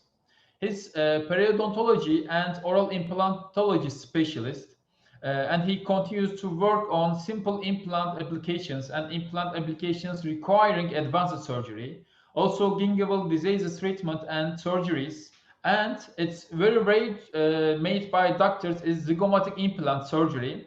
I would like to explain a little bit that because it's very rare zygomatic implant in dental implants, and we are easily doing that in local anesthesia.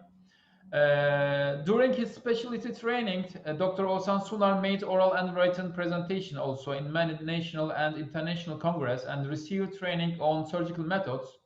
While his specialty training, he found the decision method which makes the corticotomy method that provides fast tooth movement in orthodontic treatment into an easy surgery with the method he developed on his own. And this method was accepted and found useful in international publications. Oğuzhan Sunar offers fast and effective solutions to his patients with intensive clinical training on gingival diseases and treatment, implant surgery, and advanced surgical methods with great precision. He differentiates from usual doctors with operations with almost no pain. The patients feel nothing by the precision he has, also after the painless experiences keeps on. And this is Dr. Zinde Güder, specialist dentist, is prosthodontist. He completed his primary and secondary education in Istanbul University Faculty of Dentistry and in prosthodontist department. He made, of course, oral and a lot of different written presentation in domestic and international congress and published a lot of articles. He is also like an artist. He's a different man. He's working like an artist, and he is also careful, very careful doctor. His all patients are getting a happy results. He listens you and carefully and analyzes your needs and applies very carefully. And this is our other doctor, is conservative treatment specialist İsa Raskel'de. We call him Doctor with loop because he's always using his loop. He graduated from Istanbul University Faculty of Dentistry. He is the only one of his kind and unique doctor. He loves to make fillings with super intense details that your naked eyes cannot pick it. So this makes his art valuable and unique. You will be amazed when you get your results. And this, the other doctor is endodontist Deste Akyolu. We call her as painkiller because she's root canal treatment specialist. She's super funny and with compassion. She builds trust and safe feeling. You will feel yourself in safe hands when you are on his chair, on her chair. And this is our team. That was our team. And I would like to explain a little bit about our treatments. Clinica includes premium care and services at international standards with personal treatment methods such as dental implants, Hollywood smile design, crystal white, zirconium crowns, and diamond care. We are at your service with modern treatments, quality management, and high service standards. Me and our doctors are more than a doctor. We create art, the art of dentistry actually. We perceive the process not only a treatment, it's an artist's work which is made with pleasure.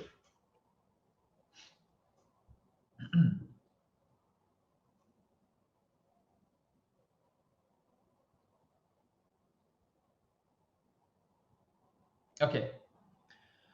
I would like to explain a little bit Clinica Smile. There is a lot of different kind of porcelain. Actually, there is 3 different porcelain. One of them metal porcelain, the other one Emax porcelain, and the last one is zirconium porcelain crowns. We can make a lamination with Emax, or we can make very aesthetic and strong crowns with zirconium. But also we can use metal porcelain. It can be made in the backside maybe because it's not transparent, so it's enough aesthetic, but it's strong and a little bit economic.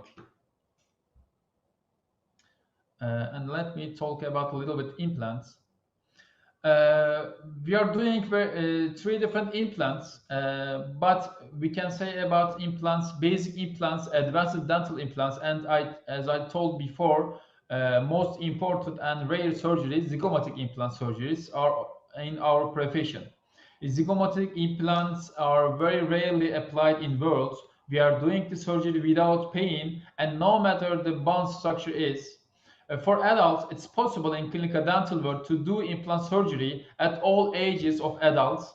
And also we are using the best high quality implants in the world. So you will feel free when you get an implant from our clinical dental world.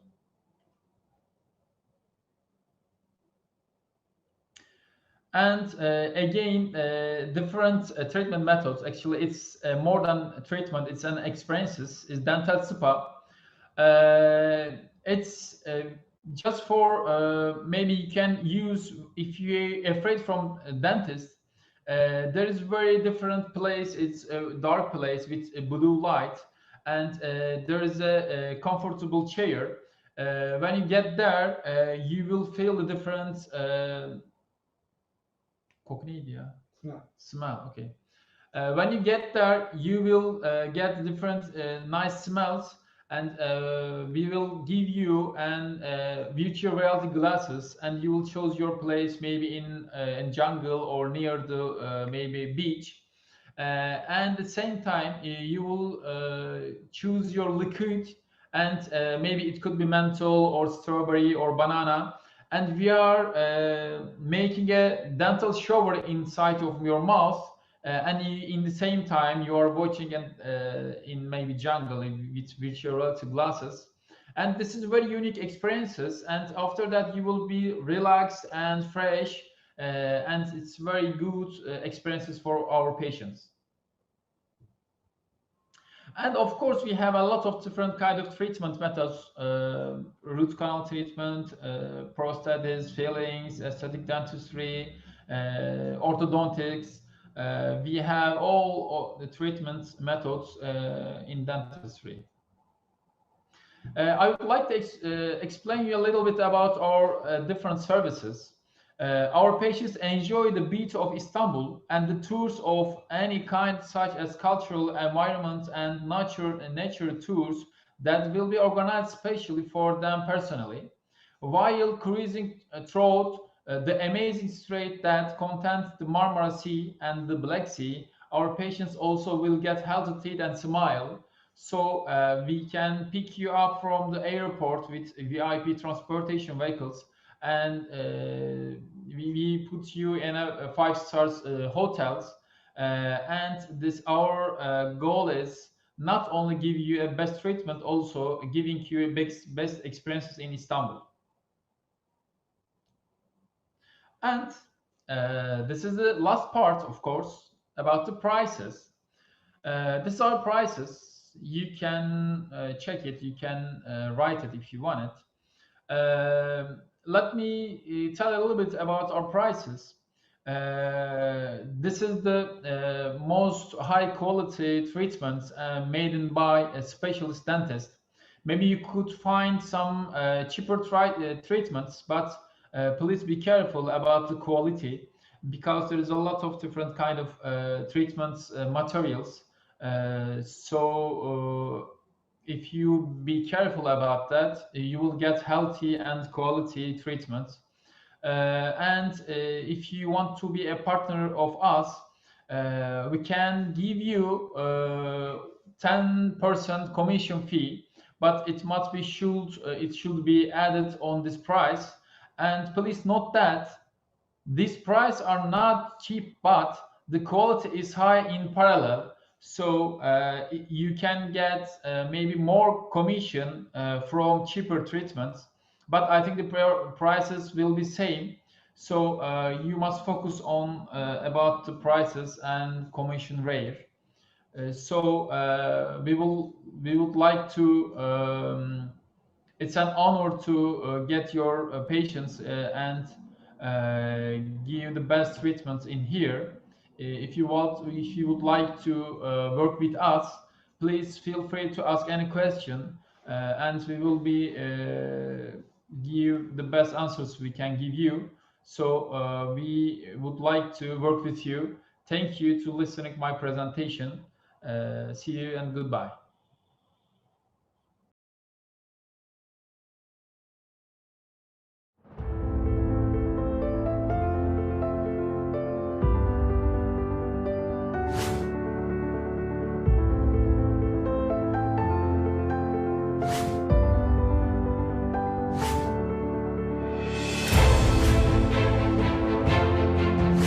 Уровень трансплантологии в Турции один из самых высоких в мире. Ежегодно здесь проводят более 5000 операций с пересадки органов. Это больше, чем в любой стране Евросоюза. Среди лидеров – трансплантация печени, почек и костного мозга.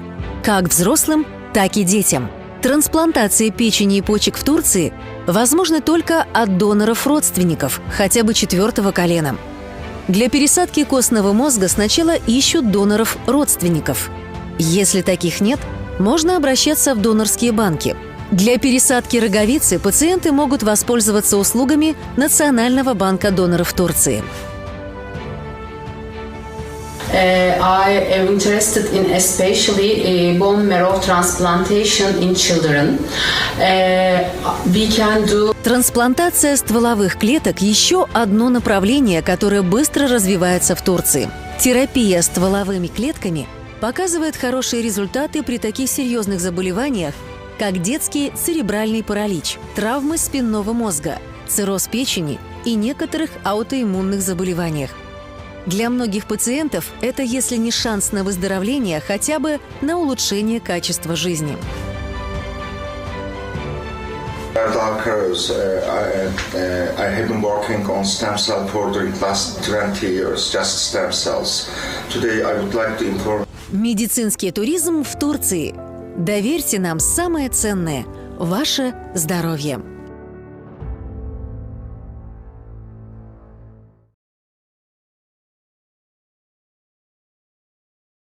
My name is Tanya. I'm patient coordinator in IVF Center. And today I would like to share with you some information about our IVF Center, how we approach our foreign patients, and how do we increase our success rates.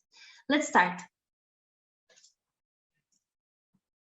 The name of our hospital is Jinemet, and our IVF Center is a Turkish pioneer in obstetrics, gynecology, infertility treatment. It's in service from 1988, started as a medical center, mainly specialized in obstetric and gynecology.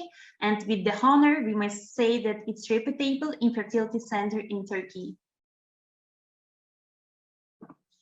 It's a really big center with emergency service, radiology, contracted laboratory services, delivery room, many rooms to have a rest, and all the stuff which is needed. It's all well organized.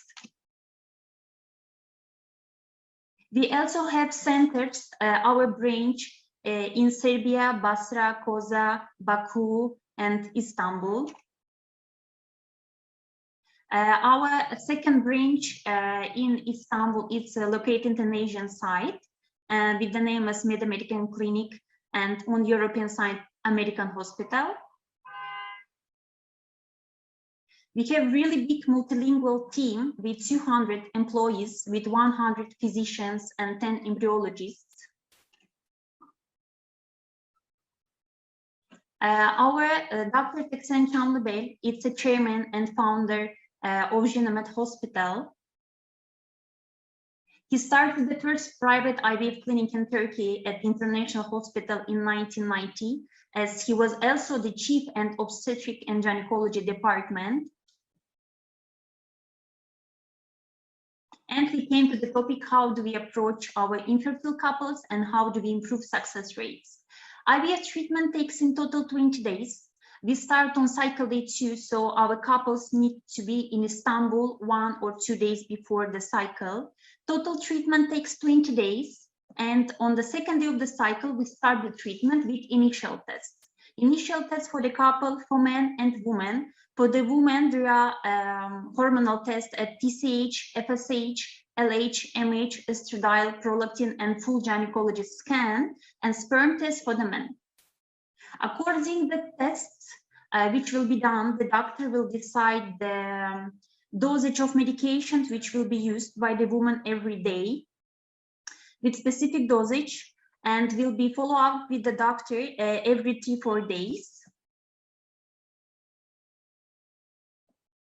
After the stimulation medication usage, we will give women's trigger injections. We give our patients trigger injections to make them ovulate. And after 35-36 hours of these injections, egg collection will be done. Egg collection done under general anesthesia, it takes around 55 minutes.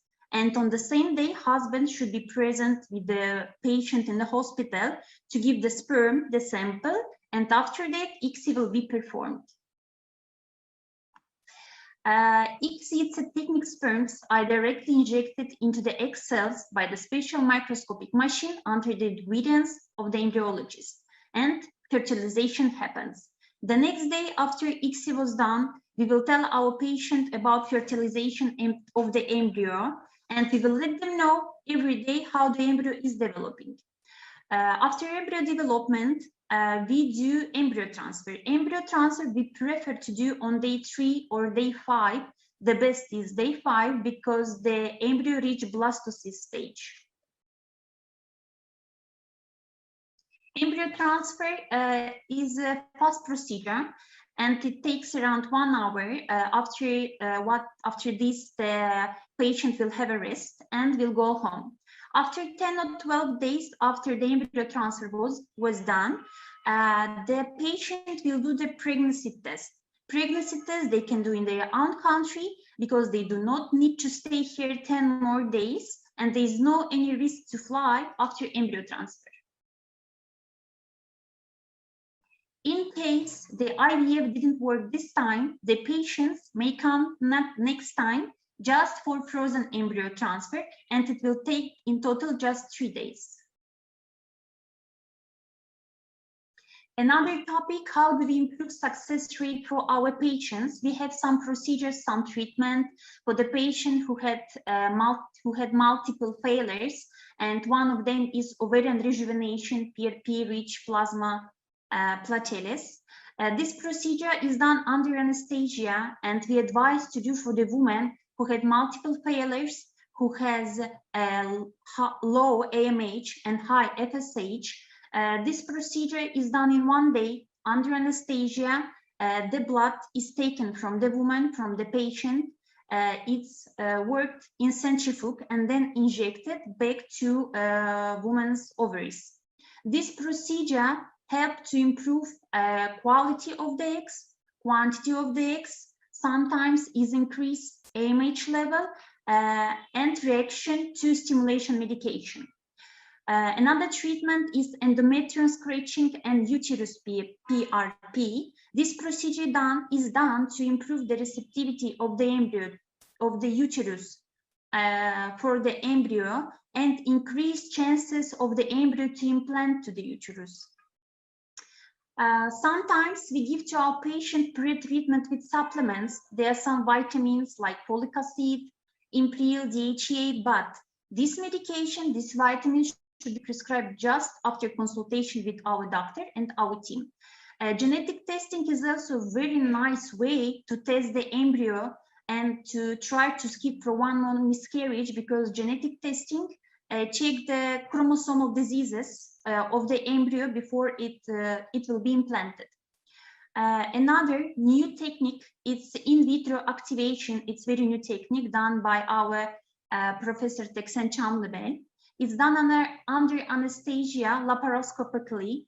The piece of the embryo, piece of the ovary will be separated into several parts and reattached back. This will help patients to increase the AMH level and decrease FSH level. We believe that patients who are in menopause or premenopause will have very good results after these procedures. How to start IVF journey with us? Firstly, we would like our patients, our couples, to send a test to consult with our doctor, and this consultation will be free. Then the patients, our assistant or our coordinators will help with everything they need from start to the end until we will not meet them in Istanbul in an airport. I will help them with accommodation, with airport transfer, in all treatment from the beginning till the end. You can see some review about our IVF center on the link which you see on the screen. And if you would like to ask some question, to get some information, to have free consultation, you can see our website, email address, and WhatsApp number. We are available 24/7. We will be more than happy to see you in Istanbul, in our clinic, to offer you our services. Hope to see you soon, and thank you for your attention. Thank you for your question. This is the most common question which is coming from our patient when the woman have PCOS syndrome. First, no worries, because it's not a big problem and you are a good candidate for IVF. You will have a smooth journey. Firstly, we will stimulate you in our country. You will have a collection and your embryo will be freeze. Then you will come after 2 months to have frozen embryo transfer, and we believe you will have a good success rate and you will have positive result. Thank you for your question about low sperm count. This is the main reason also of infertility with which couples apply to us, and our embryology doctors will do all possible to make egg fertilized, because each of spermatozoid will be chosen by the embryology doctor and will be injected in each egg of the partner, and the fertilization will happen.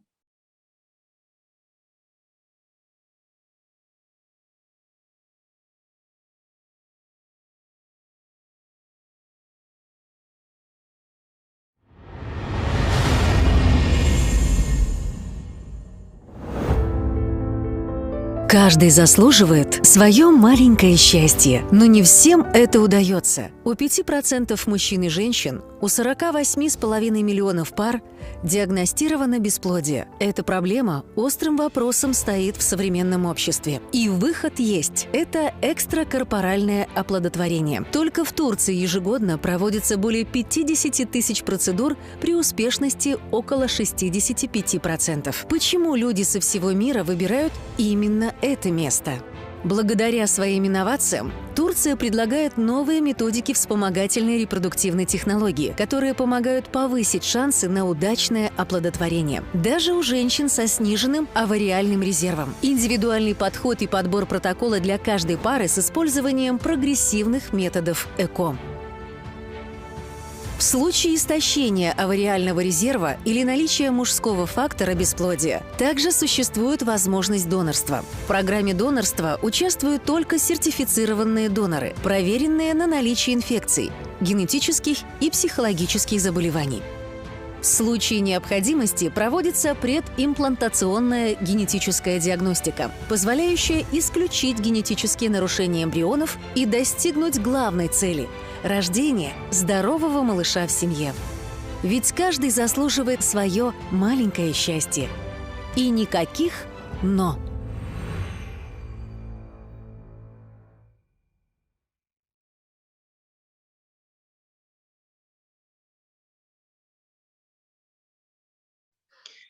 Physiotherapy, Physical Therapy and Rehabilitation Medical Center is one of the most distinguished medical centers that implements an innovative and integrative treatment programs in Turkey. Physiomer was founded in 2000 in Eskişehir, Turkey.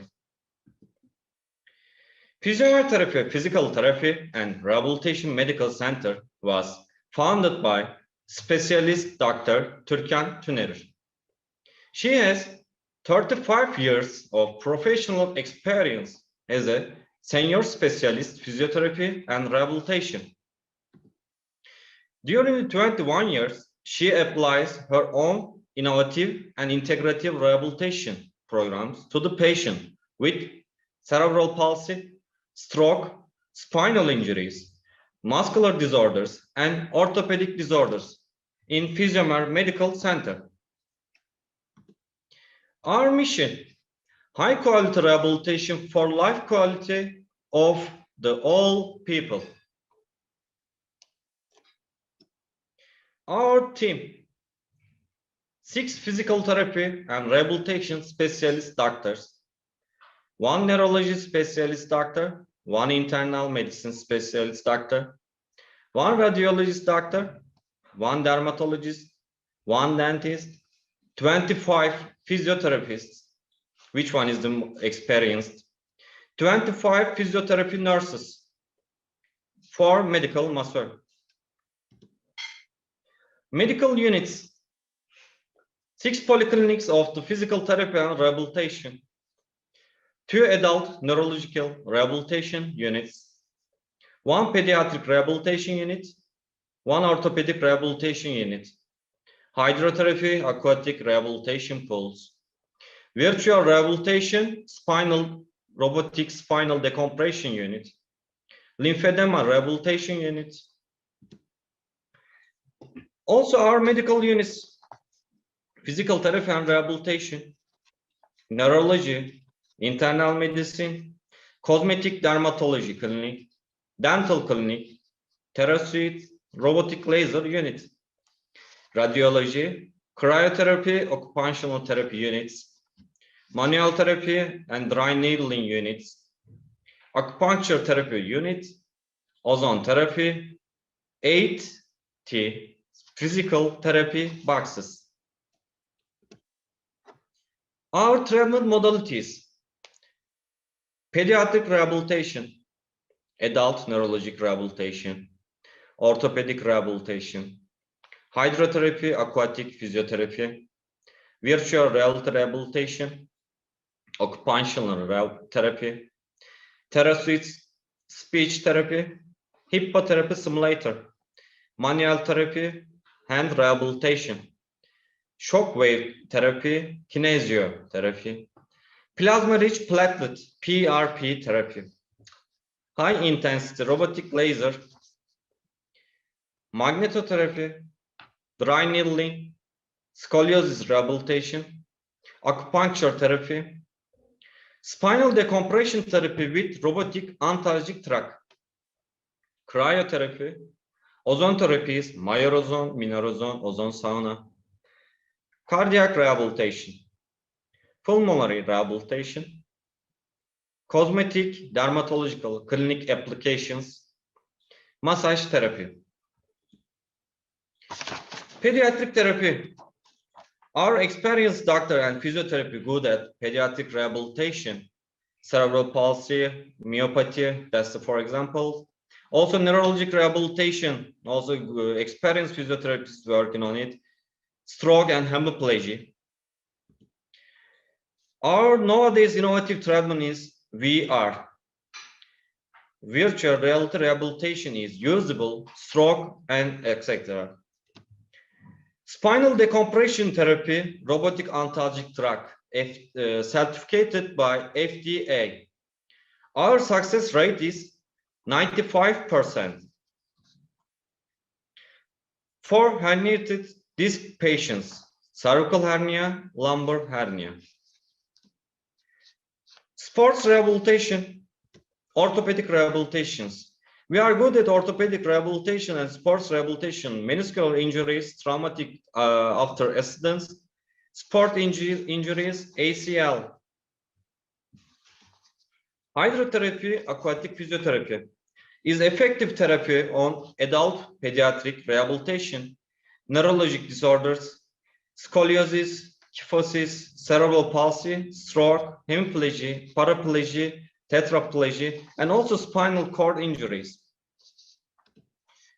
Cryotherapy is effective also pain and edema relief, traffic accident injuries, sport injuries, tendon and meniscus laceration, and ACL. Plasma-rich platelet therapy, PRP, has got success about arthrosis, especially on knee. High-intensity robotic laser therapy. What does this laser do? Edema relief, nerve regeneration, accelerator, cervical lumbar spinal cord hernia. Also effective on sports rehabilitation, facial paralysis. Dry needling, effective on fibromyalgia. Acupuncture therapy. What specialties in the Physiomar Medical Center are the most demanded? Cerebral palsy rehabilitation, rehabilitation after stroke, rehabilitation after spinal cord injuries, rehabilitation after brain injury, orthopedic rehabilitation after hip bone and knee replacement, post-COVID-19 pulmonary rehabilitation, cardiac rehabilitation. Spinal decompression therapy with robotic antalgic tract after lumbar and cervical hernia. The diseases that we apply in neurologic the diseases that we apply in pediatric rehabilitation. Cerebral palsy, osteogenesis imperfecta, muscular dystrophy, cerebral injuries after trauma, neuromuscular disorders. We apply in neurologic rehabilitation, stroke, brain injury, encephalitis, multiple sclerosis, neuromuscular disorders, spinal cord injury, disc hernias. Orthopedic rehabilitation, fractures, sport injuries, arthritis, strains, back and neck pain, spinal conditions, amputation and advanced prosthesis applications. Every year, 300 patients with cerebral palsy stroke, spinal injury, and orthopedic disorders came to our center for Physiomer's individual integrative rehabilitation programs from the several countries, such as Germany, Belgium, Holland, England, Ukraine, Uzbekistan, Kyrgyzstan, and Turkmenistan, Kazakhstan, Azerbaijan, Bulgaria, Sudan, Iraq, and Syria. We accept patients between the age of 6 months and 90 years for treatment. We offered 9 advents to international patients in Physiomer Medical Center. The first one, in addition to classical treatments, are individualized integrative rehabilitation programs that includes innovative modalities such as virtual reality rehabilitation, robotic assisted rehabilitation, and aquatic exercises rehabilitation. The second one, integrative treatment programs are applied intensively to patients for 4 hours every day. Third one, our treatments are very cost effective because of the patients are accommodated in 4-star hotels and residence suites near the medical center. This provides higher accommodation comfort while providing a lower hospital stay cost for the patient and accompanies. The another one, we provide 7-day, 24-hour medical support and free transfer between hotel and medical center. Fifth one, we offer to all patients and accompanying free tutor only once during the treatment times. We provide to all patients free airport VIP transfer by our reliable and friendly experts.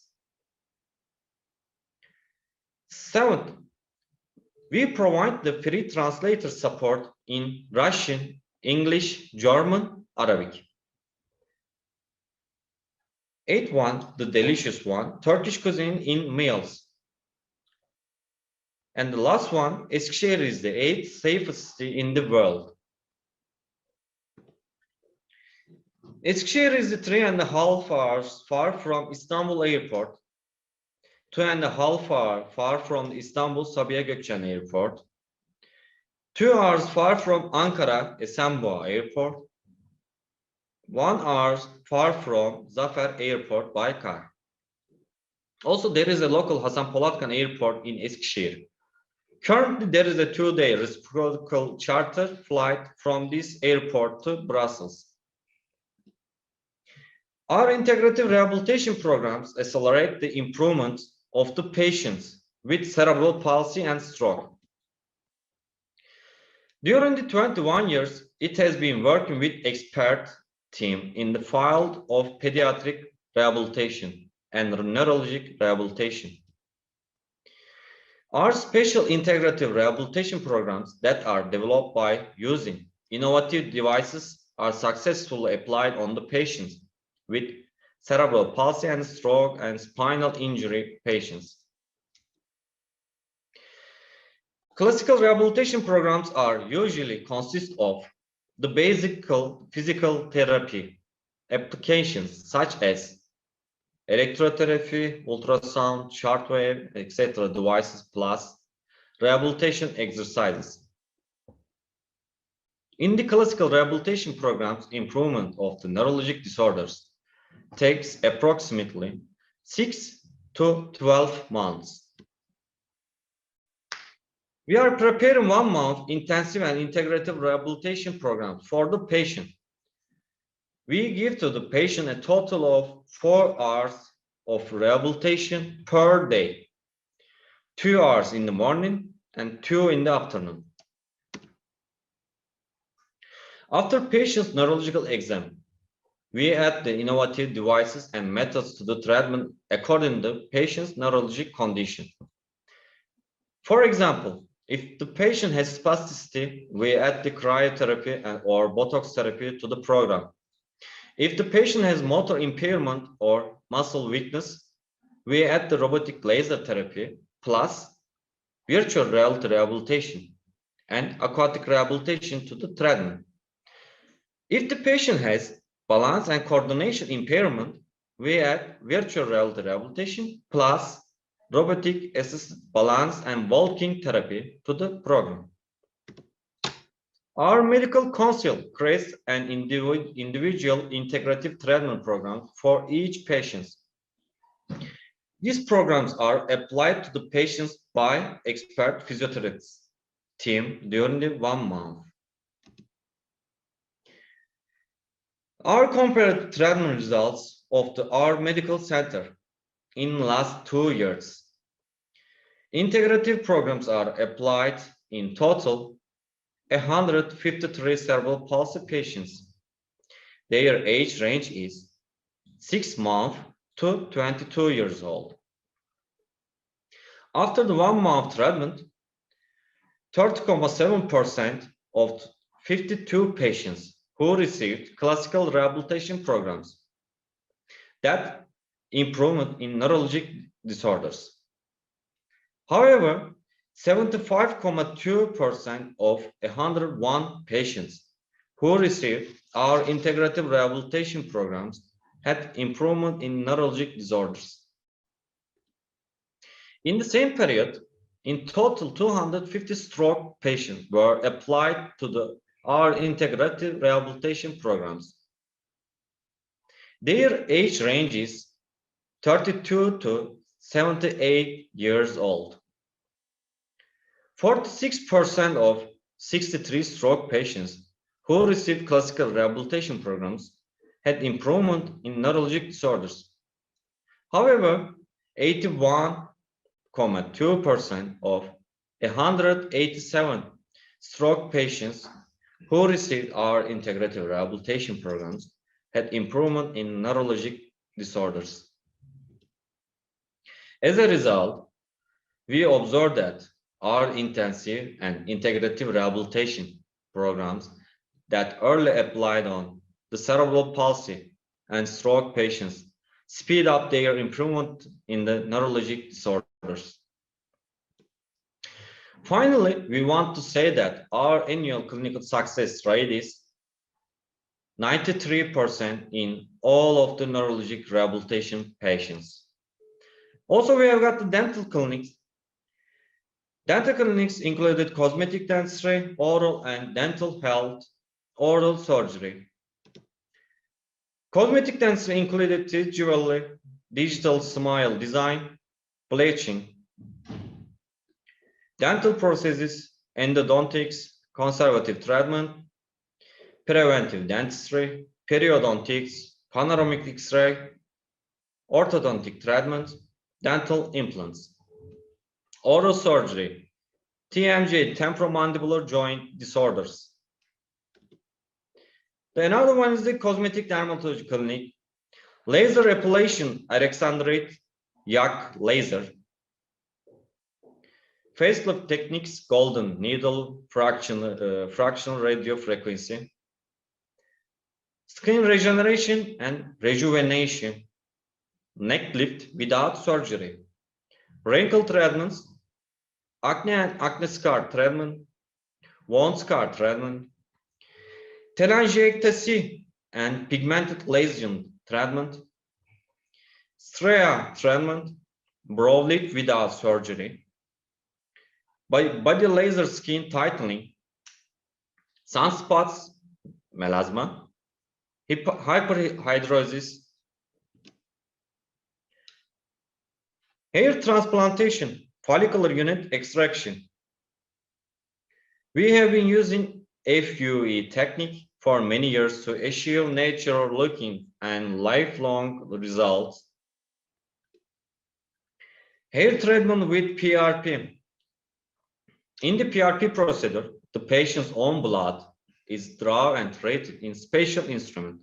Here, the fraction that nurtures and develops the fibroblasts is separated and injected into area of hair loss.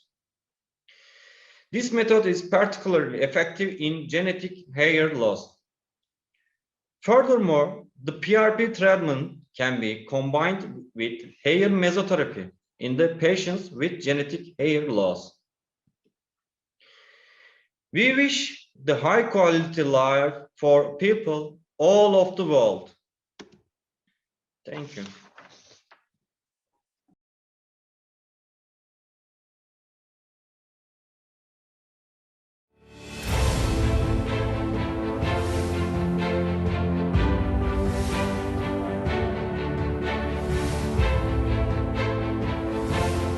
Травмы опорно-двигательного аппарата, головного и спинного мозга, параличи и детский церебральный паралич. Вот неполный список диагнозов, когда реабилитация так же важна и необходима, как и основное лечение.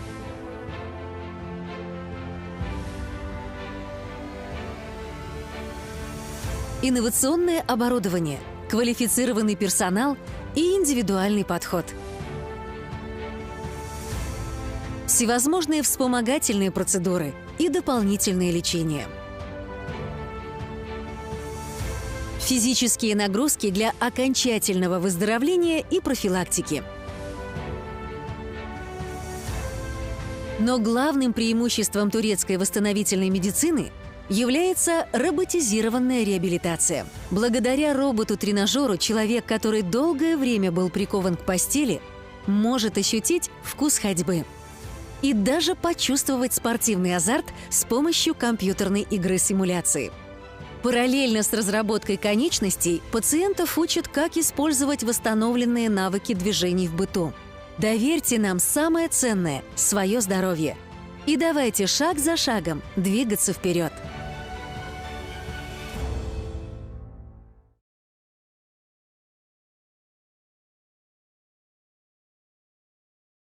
Hello, I'm a specialist physiotherapist and rehabilitologist, Associate Professor Hülya Şeray, a physician of the Ramatem Health Group. First of all, we would like to express our gratitude for participating in the organization on behalf of Dr. Göksel Kologlu, Chairman of the Board of Directors of the Ramatem Health Group.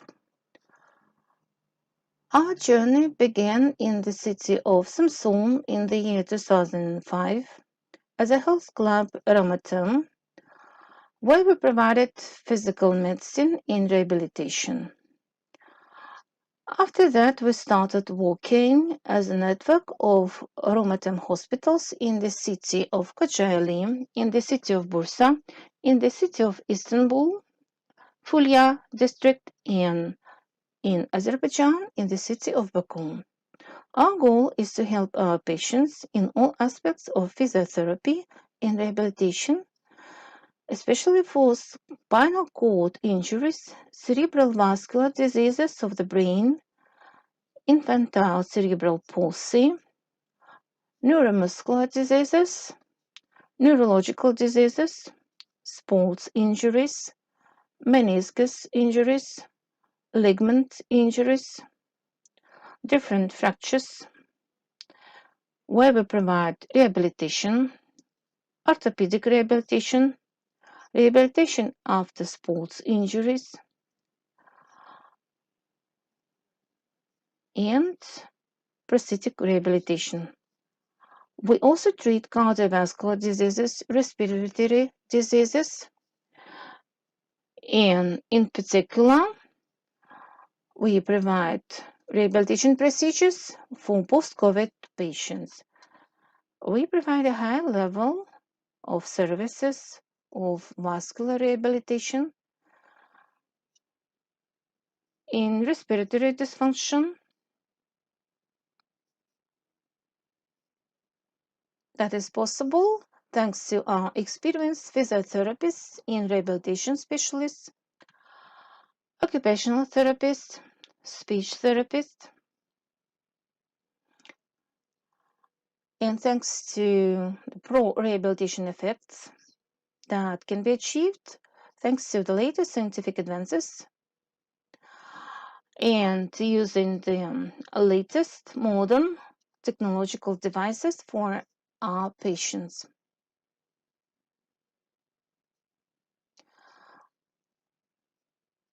We provide treatments using modern technological systems.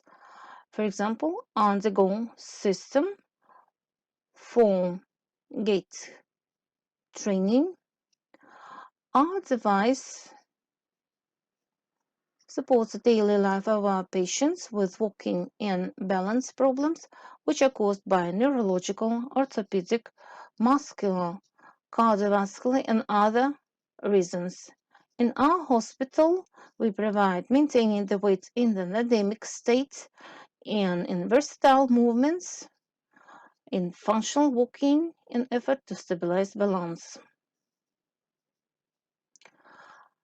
Supportive rehabilitation systems, which are partial discrete gait assisting systems, provide much better effect compared to other fairly large systems, and which are very important for both gait analysis and gait training, or inverse balance in upright posture training and balance training with our systems, which make it easier for patients to walk in place.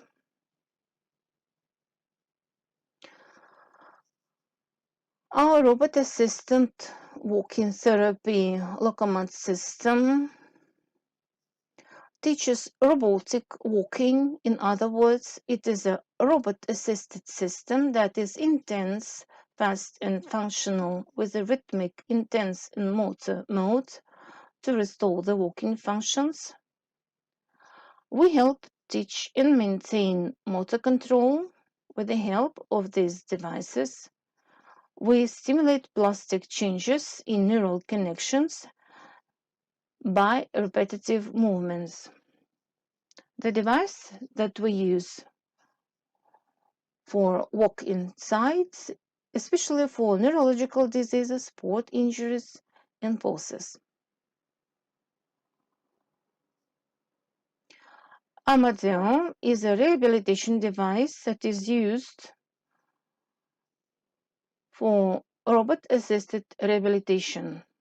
It is used in case of impaired motor function of the distal upper extremities with limited movement in the fingers. The device simulates the movement of natural grip and movement of the hand using a patented mechanism.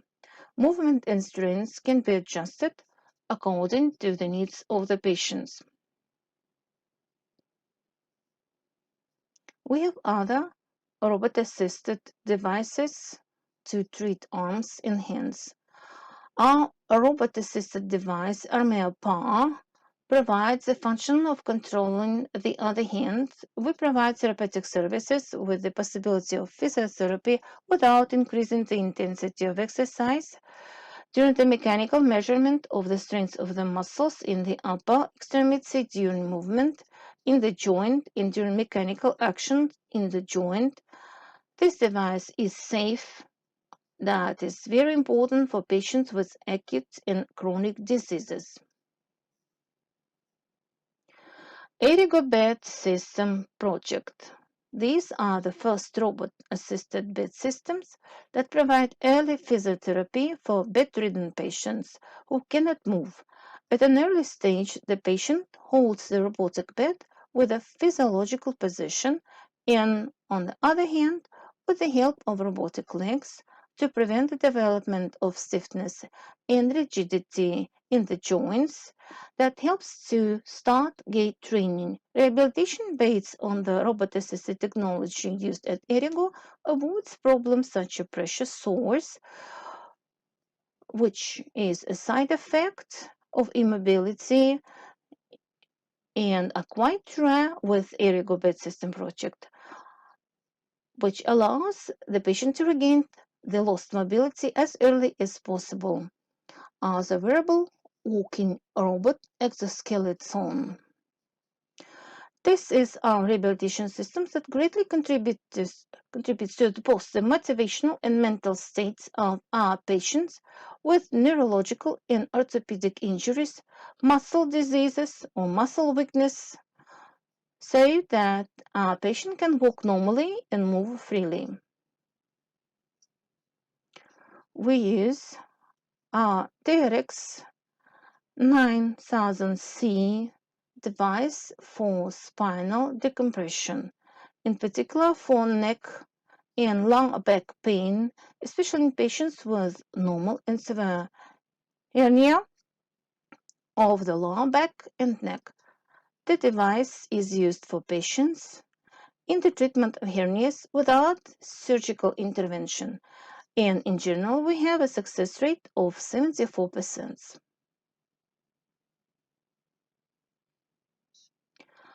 Our hydrotherapy procedures are designed for our patients where we use the mechanical, chemical, and thermal properties of water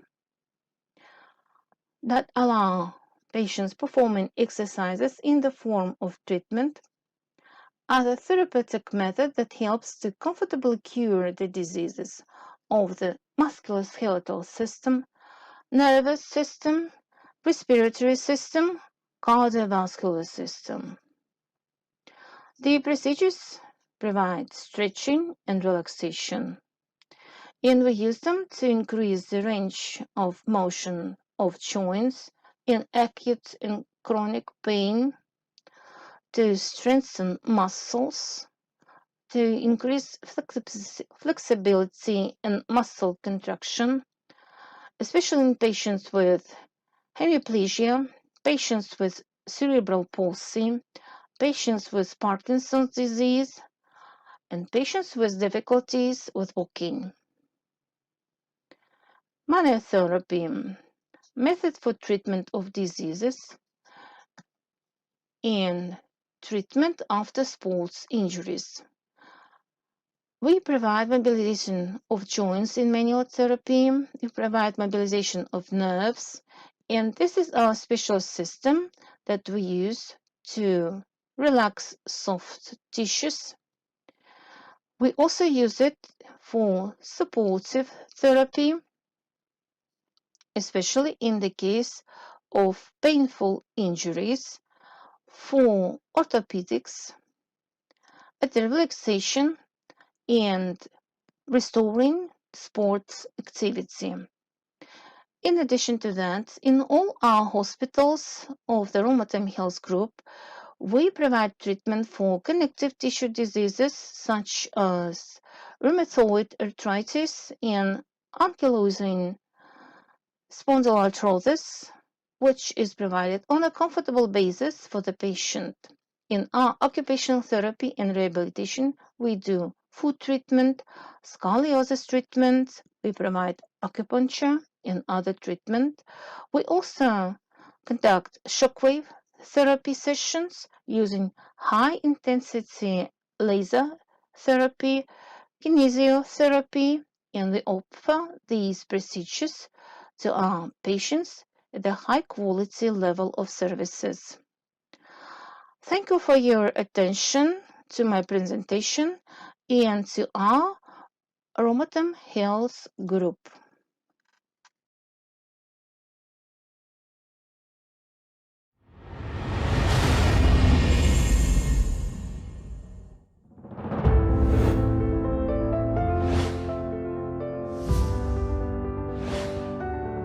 Турция – новая точка на карте мировой медицины. Ее расположение идеально. Она находится на стыке 3 континентов – Азии, Африки и Европы. Инновационное оборудование, квалифицированный персонал и доступные цены. Все это за последние 5 лет позволило Турции войти в 3 стран-лидеров по медицинскому туризму. Впереди только США и Германия. Самое тяжелое заболевание. Самые сложные операции.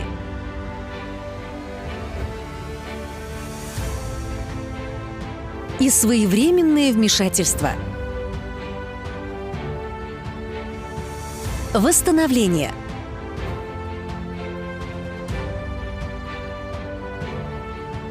И реабилитация.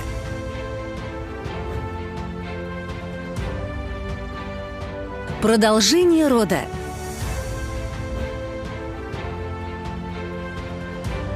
Красота. и молодость. Весь спектр медицинских услуг вы получите в Турции. Доверьте нам самое ценное – ваше здоровье.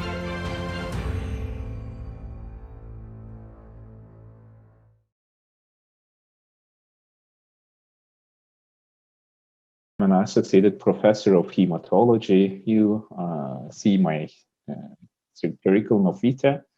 I have been graduated from Hacettepe University, and then I have finished my internal medicine, clinical residency, and hematology fellowship in Dokuzeli University, Izmir, Turkey.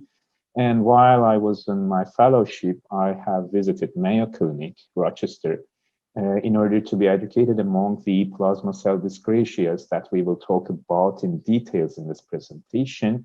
And then I joined to Medipol Istanbul University, and till February 2018, I'm a member of Medipol Istanbul University. And also I'm serving as the head of multiple myeloma scientific subcommittee of Turkish Society of Hematology. My main interests are plasma cell dyscrasias and stem cell transplantation and other cellular therapies. You see my academic workload, and I have been a mentee of Professor Shaji Kumar from Mayo Clinic, who is a pioneer in the field of multiple myeloma. So first of all, I will just briefly comment on the disease and what we are doing about this disease and what we have opportunities to present to our patients who are diagnosed with multiple myeloma. Multiple myeloma is listed below a title called plasma cell dyscrasias. These plasma cell dyscrasias is the malignant disorder of plasma cells, which are terminally differentiated to secrete immunoglobulins in order to fight with any kind of stranger object or any kind of tumoral tissue that grows up in our body. And in plasma cell dyscrasias, unfortunately, one of a kind of this plasma cells grows rapidly and multiplies in a huge fashion. And because of this multiplication, they secrete an enormous amount of monoclonal proteins, which can potentially distract and disturb some organ functions. As you can see here, in a normal person, we have a lot of different antibodies produced via these plasma cells, but in multiple myeloma, unfortunately, we have a clone of cells which are producing abnormal antibodies. We generally call these abnormal antibody as a paraprotein or a monoclonal protein. And this monoclonal protein is responsible of this tissue damage, which we can just see in this multiple myeloma. And the most common plasma cell dyscrasia is multiple myeloma. Multiple myeloma is the second most common hematological malignant disorder. In hematology, we have some benign disorders and we have some malignant disorders. These malignant disorders are called as neoplasias. And when we check the incidence of these diseases, lymphomas are the leading one, and the multiple myeloma is the second most common hematological malignancy. That's why this is an important topic. And I will just briefly talk about this disease specifically, which is called as multiple myeloma. If we check the history of plasma cell dyscrasias, first, Dr. Jones has defined this abnormal monoclonal protein. And that's why we call this protein in the urine of the patients who are diagnosed with multiple myeloma as Henry Bence-Jones protein. But after decades, scientists further defined this abnormal protein in the urine as the light chain composition of abnormally produced monoclonal immunoglobulins, but still we call this protein in urine as Bence-Jones protein. As the advent of modern electrophoretic tests, scientists have managed to detect this abnormal protein in the serum of patients and termed this large abnormal protein on serum protein electrophoresis as M-spike. This opened a new era in the field of multiple myeloma. And as an advent of these techniques, nowadays we can just identify, even name the abnormal protein which is produced via these clonally expanding malignant plasma cells. Like in this example, we call this patient as having an IgG lump monoclonal protein. Even we can just measure the amount of this monoclonal protein, which led to a new era, and I will talk about that briefly. But I just want to mention what happens if you do not diagnose or if you do not treat multiple myeloma in a good way. You end up with the fractures of bones, and you end up with renal failure, and you end up with hypercalcemia and a normochromic normocytic anemia. Like in this picture, this patient was the first in history who was diagnosed with multiple myeloma. If you do not manage to cure these patients, you end up with these bony fractures. Because in this disease, I will talk about the pathogenetic mechanisms, you end up with lytic lesions and osteoporosis and fractures in even long bones and even any kind of bones in the body. That's why we need to rapidly diagnose, and if the patient needs a proper treatment, we need to initiate that in a good fashion and in a good manner. This guy, called Robert Kyle, has defined some premalignant conditions in multiple myeloma, like monoclonal gammopathy of undetermined significance and also smoldering multiple myeloma. Actually, multiple myeloma is the first disease in the history which shown to be evolving from some premalignant conditions. That's why nowadays we can just check some patients who has a suspicion of M protein, and then we can just diagnose this disease before damaging tissues, before damaging end organs. That's why we need to be familiar with these terms, which one is monoclonal gammopathy of undetermined significance, and the other is smoldering multiple myeloma.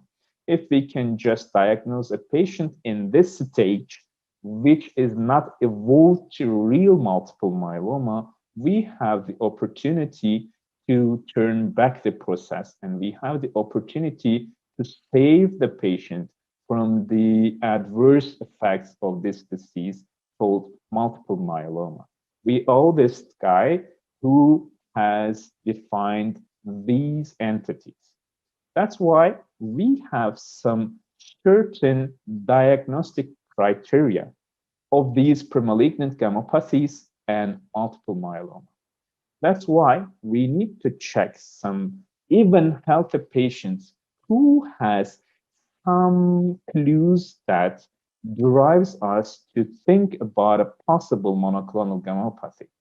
And when we check these patients, if we have a monoclonal protein less than 3 grams per deciliter, and if we have less than 10% of those malignant plasma cells in the bone marrow, and if we lack any end organ damage, then we call these patients as having monoclonal gammopathy of undetermined significance. If a patient has a more aggressive disorder, but even lacks these end organ damage, then we call these patients as having smoldering multiple myeloma. And you see the criteria, the diagnostic criteria of smoldering multiple myeloma. In this entity, we need an M protein over 3 grams per deciliter, or a urine M protein of over 500 milligrams per 24 hours. And also in this entity, we have a higher plasma cell content in bone marrow. The clonal plasma cells in bone marrow is between 10% to 60%. But again, I underline that in this situation, we lack any kind of end organ damage. Multiple myeloma is a dangerous disease regarding bones, bone marrow, and kidney. if we have hypercalcemia because of osteoporosis or the lytic lesions in the bones, and if we have renal insufficiency because of the overproduced monoclonal proteins, and if we have any kind of anemia in which hemoglobin level is measured below 10 grams per deciliter, and if we have even just one lytic lesion on skeletal radiography or computerized tomography or PET scan, then we call these patients as having multiple myeloma. This is paramountly important because we try to catch the patients before progressing or before evolving to this entity. And in my center, we have some clinical trials that we can offer to patients who are readily diagnosed with smoldering myeloma in order to prevent them from this evolution into multiple myeloma, in which we have these unwanted tissue damage, unwanted organ damage.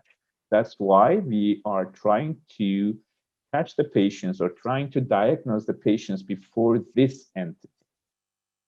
What about the morphology? The morphology is just like this. We have these cells. We can just show these cells clonally expanding in the bone marrow.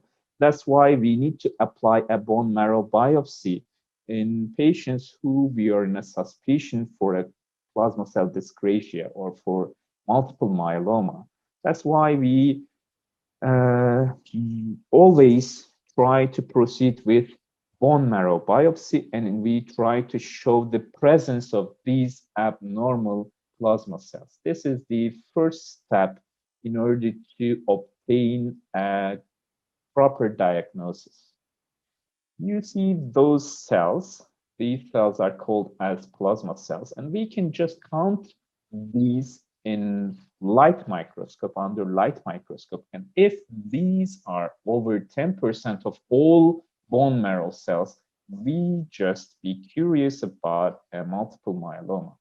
And if our patient harbors any kind of aforementioned organ damage, then we call this patient as having multiple myeloma.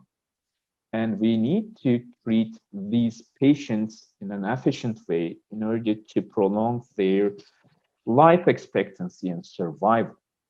What about the epidemiology of multiple myeloma and the premalignant gammopathies? The prevalence of monoclonal gammopathy of undetermined significance is 3.2%.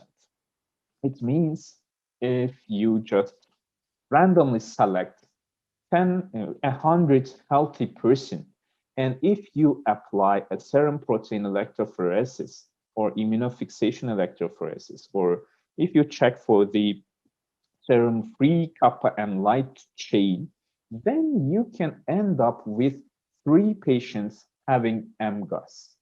That's why we are trying to incorporate some screening policies regarding patients who are in a high risk of multiple myeloma or in a high risk of plasma cell dyscrasias. And we know that this entity is more common in elderly population and also Black race.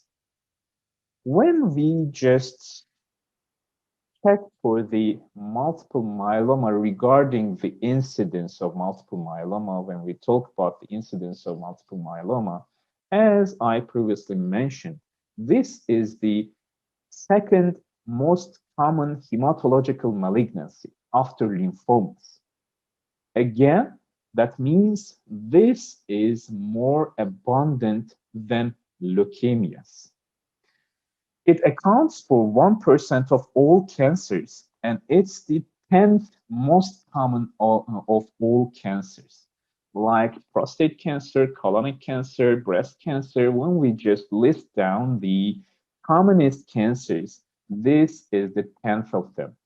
And again, it's the second most common hematological malignancy. That's why we need to properly diagnose and we need to properly treat the patients who are presenting with this disorder. And its incidence is 5/100,000. It means you will add 5 new myeloma patients for 100,000 population in every year. You can just calculate newly diagnosed yearly myeloma patients, just multiplying this number with your population. And the median age of patients at diagnosis is approximately 66 to 70 years. Again, I just want to mention that this is a disease of elderly population. But again, we have some patients who are diagnosed before the age of 65 years. Around 40% of patients are diagnosed younger than 65 years of age, but it's extremely rare in those less than 30 years of age, with a reported frequency of 0.02% to 0.3%. And multiple myeloma occurs slightly more frequently in men, but it's just a ratio around 1.2 to 1. Why this is an important entity? Because before 1 or 2 decades, we could not be able to prolong the survival of multiple myeloma patients over 2 or 3 years. Unfortunately, we were just using some conventional chemotherapies, corticosteroids, and some other drugs in order to cure, in order to try to suppress the clonal plasma cells, but we were not able to prolong the survival over 2 or 3 years. But with the advent of some novel drugs that I will just mention about them, nowadays we can manage to have a 5-year survival rate of at least 50%. And also in some centers which is experienced in the treatment of multiple myeloma, we can now offer an overall survival over 7 to 10 years. That means we have just tripled or quadrupled the life expectancy with the help of some novel drugs. That's why we need to diagnose this disease in a proper fashion. What about the pathophysiology of multiple myeloma? I will not just go into details of these, but I just want to mention that in this disorder, we have some clonally expanded plasma cells, which secretes a lot of different cytokines and also immunoglobulins. And because of these cytokines, the bones are destroyed via the activation of these cells, called osteoclasts, and also via the accumulation of the light chains of this overly produced M proteins, we end up with renal failure. And if we do not rapidly treat these patients, or if we could not manage to properly suppress this clone and suppress this overly produced monoclonal protein, we can end up with a chronic renal failure, and we can end up with an endless hemodialysis. But again, I just want to underline that with the help of some modern therapies, we are able to reverse this process, and we are able to have a dialysis-free survival, to offer a dialysis-free survival to our patients. That's why we need to be curious, we need to rapidly and properly diagnose and treat this disorder. This is the bone disease. As I told you before, in this disorder, these cells secrete some cytokines, which induces bone lysis. As you see here, this is a patient who is diagnosed with multiple myeloma, who suffers from lytic lesions on the scalp. And you see a patient who suffers from a lytic lesion on the humerus, on the upper extremity. Even checking for blood pressure can induce pathological fractures in these patients. That's why we need to properly treat and we need to properly prevent these fractures, because these fractures sometimes causes lethal issues. We sometimes lose our patients because of this complication. How can these patients present in our clinic and which clues can help us to diagnose these patients? We should think for a possible diagnosis of myeloma in especially elderly patients who present with a new onset bony pain. This bony pain is mainly localized to back and pelvic region.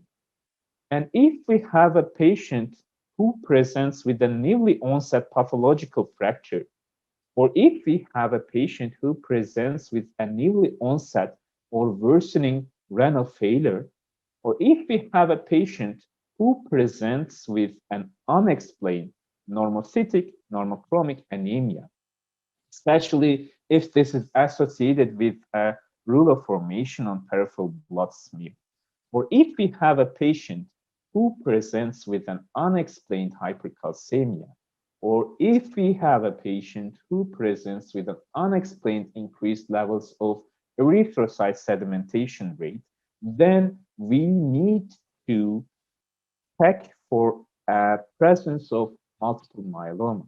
We need to order some tests in order to show if this patient harbors this monoclonal protein, or if this patient has plasma cell increase, or if this patient has clonal plasma cell expansion in the bone marrow.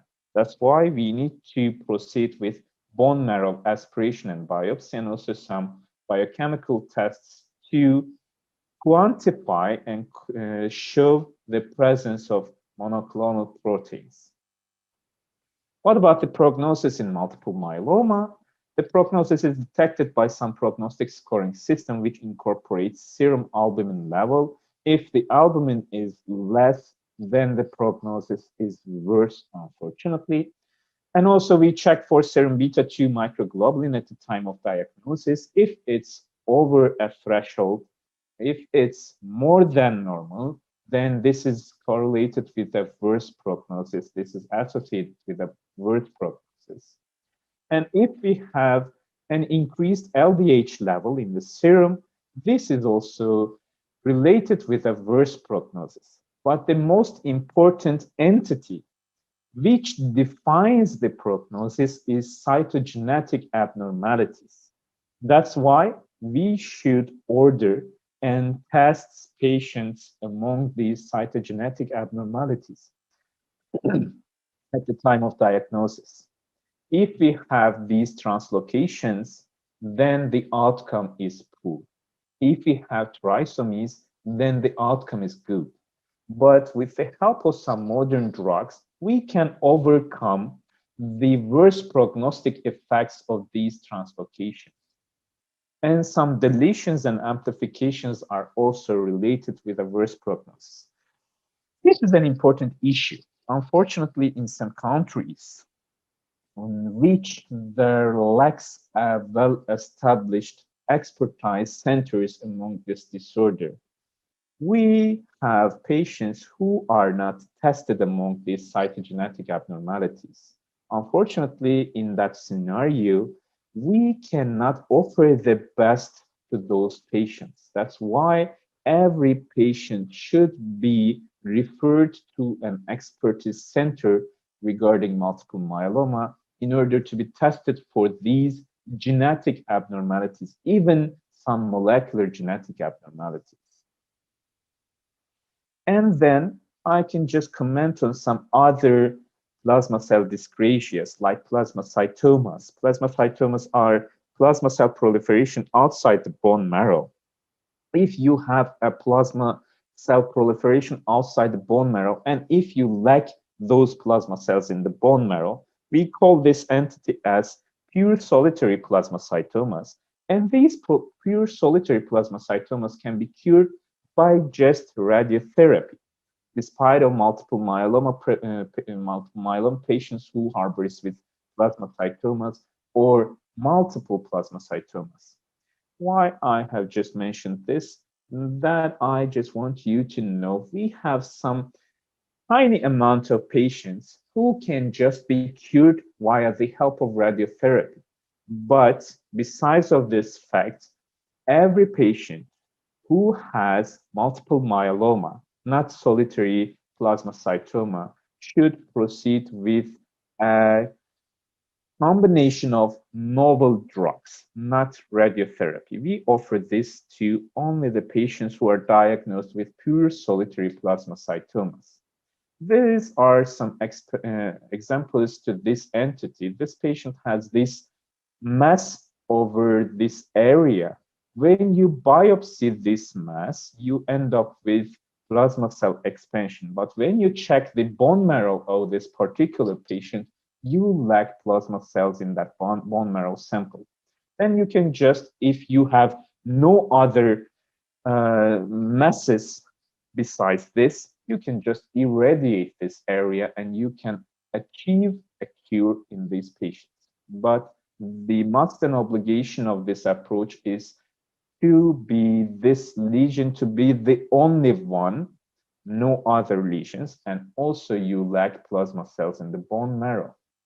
And also we have some rare entities, rare plasma dyscrasias besides multiple myeloma, but I will briefly talk about them because there are some orphan diseases. Unfortunately, in some countries, again, if there is not a well-established myeloma center, these patients or plasma cell dyscrasia centers, these patients are even lost before the diagnosis. That's why we need to be familiar with these entities also. One of them is AL amyloidosis. AL amyloidosis is characterized by the deposition of insoluble, aberrantly folded immunoglobulin light chains in tissues. Any organ can be involved, but the major three organs affected are kidney, heart, liver, GI tract, and nerves. And it's a rare plasma cell dyscrasia when compared with multiple myeloma. As you remember, the incidence of multiple myeloma was 5/100,000, but the incidence of AL amyloidosis is just 9/1,000,000 population. It means you end up with 9 newly diagnosed AL amyloidosis patients per 1,000,000 population in a year. And according to the deposition of amyloidogenic proteins, patients may develop renal failure, such as in multiple myeloma. But in this entity, this is mainly characterized by nephrotic range albuminuria. And also patients can develop heart failure, GI tract edema. These patients can present with a macroglossia or malabsorption. Because of this malabsorption, these patients can lose enormous amount of weight and can be cachectic. And also you can end up with hepatomegaly, severe peripheral neuropathy, and also bleeding. Like in this case, you have recognize you have a bleeding on the orbital area. That's why we should think about a possible diagnosis of amyloidosis in patients who have non-diabetic nephrotic syndrome or hypertrophic non-ischemic cardiomyopathy, or patients who has an unexplained hepatomegaly or increased alkaline phosphatase without cirrhosis, or in patients who presents with demyelinating polyneuropathy with the presence of monoclonal protein, or in patients who are presenting with periorbital purpura or ecchymosis, or in patients who presents with macroglossia, it means the enlargement of the tongue, and also in patients who has an unexplained fatigue, edema, weight loss, or paresthesia. Then you should be curious about an ongoing AL amyloidosis, and you should do your best in order to check for the presence of these amyloidogenic proteins via biopsying the affected tissue and organ, and via showing the presence of amyloid protein by Congo stain on pathological samples. And also, you have a chance to document and identify properly the deposited protein with the help of a technique called mass spectrophotometry. And this mass spectrophotometry is just available on some expertise centers among these disorders. And also we have a rare entity also called as Waldenström macroglobulinemia, and it's a clonal disorder of lymphoplasmacytoid cells producing IgM monoclonal protein. It's something like lymphoma, something like plasma cell dyscrasia. It's just at the middle of these entities. That's why we call this as a lymphoma-like plasma cell dyscrasia. And it's commonly associated with a generalized lymphadenopathy or organomegaly. And immunophenotypically, we can differentiate this from lymphoma and myeloma. And if you have this disease, you can end up with an overproduced IgM monoclonal protein, which causes hyperviscosity. And this hyperviscosity of the blood results with ocular disturbances, shortness of breath, or bleeding. That's why you should properly treat these patients in order to prevent these unwanted complications. And also we have some rare plasma cell dyscrasias, rarer than these, which are called as plasma cell leukemia or POEM syndrome. I will not get into details of these entities, but I can just say that our center is an experienced center among these even rarest plasma cell dyscrasias, and we offer our best to treat these patients who actually has a limited life expectancy. What about the treatment of myeloma and other plasma cell dyscrasias? You can just check this timeline. Up to 1970 and 1980, we were just trying to treat these patients with conventional chemotherapies like Melphalan or with the help of corticosteroids. But in this era, unfortunately, we were not actually treating this disorder, and we were losing all our patients in the second or third year of the diagnosis. But with the advent of some new drugs called thalidomide or bortezomib or lenalidomide or the others that I will mention in the next slide, we are now offering a wonderful life expectancy which should not just be compared with this limited one. We can have our patients living beyond 7 and 10 years with the help of these drugs. And also, autologous stem cell transplantation had a great impact on this survival. That's why we offer autologous stem cell transplantation to all the patients who are diagnosed with multiple myeloma and eligible for this treatment. Because in autologous stem cell transplantation, we use a great amount of chemotherapy, and we just combine that chemotherapy with the stem cells which are collected from the patient itself. And why are we doing this? We are trying to even destroy any one cell which is abnormal. That's why we are using high-dose chemotherapy with stem cell rescue. And with the time period after this 1970, we are now managing to have patients living after this autologous stem cell transplantation via help of the modern anti-infectious drugs or some modern techniques. The mortality rate of this autologous stem cell transplantation is less than for over 1,000 patients. That's why nowadays we offer this treatment to all patients who can tolerate this high amount of chemotherapy and who can proceed with this procedure. That's why our center is applying around 50 to 70 autologous stem cell transplantations in 3 or 4 months in patients who are diagnosed with multiple myeloma. We are a real expertized transplantation center in this regard. As I have just mentioned before, the survival of multiple myeloma patients was very limited with only chemo approach before the invention of proteasome inhibitors like bortezomib and immunomodulatory agents like thalidomide or lenalidomide.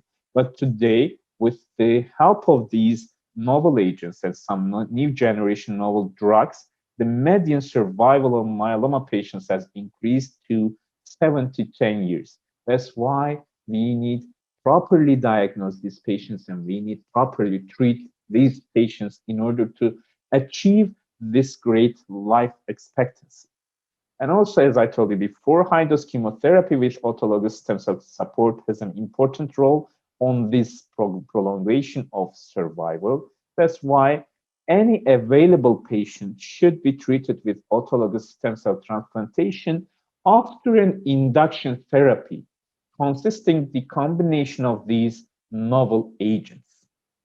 Today, we just induce the patient with the combination of these proteasome inhibitors, immunomodulatory agents, and a short course of corticosteroids. With the help of this approach, we can suppress the plasma cells up to 90 or 100% in the end of this induction. And then we proceed with autologous stem cell transplantation in order to achieve a long period of progression-free survival. Unfortunately, myeloma can relapse, but we have great drugs to suppress these relapsing disease and to offer even a great life expectancy to patients even relapsing after this approach of induction therapy, autologous stem cell transplantation, and also maintenance therapy. Maintenance therapy with lenalidomide is paramountly important and should be offered to all patients. Unfortunately, we have some patients who are referred from some countries in which these drugs are not available. But these patients can have the opportunity to have these drugs from centers around the world like us.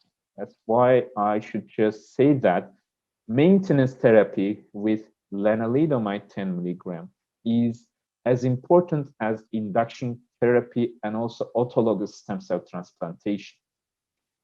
This is the drug armamentarium of multiple myeloma. As you can see, we have wonderful, effective, and less toxic drugs nowadays to offer a great survival to our patients who are diagnosed with multiple myeloma.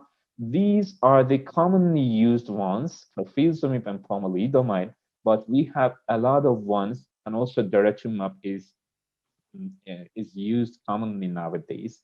But we have CAR T-cell therapies, antibody drug conjugates, and bispecific antibodies, which are really impacting the treatment of multiple myeloma and which have prolonged the survival of these patients.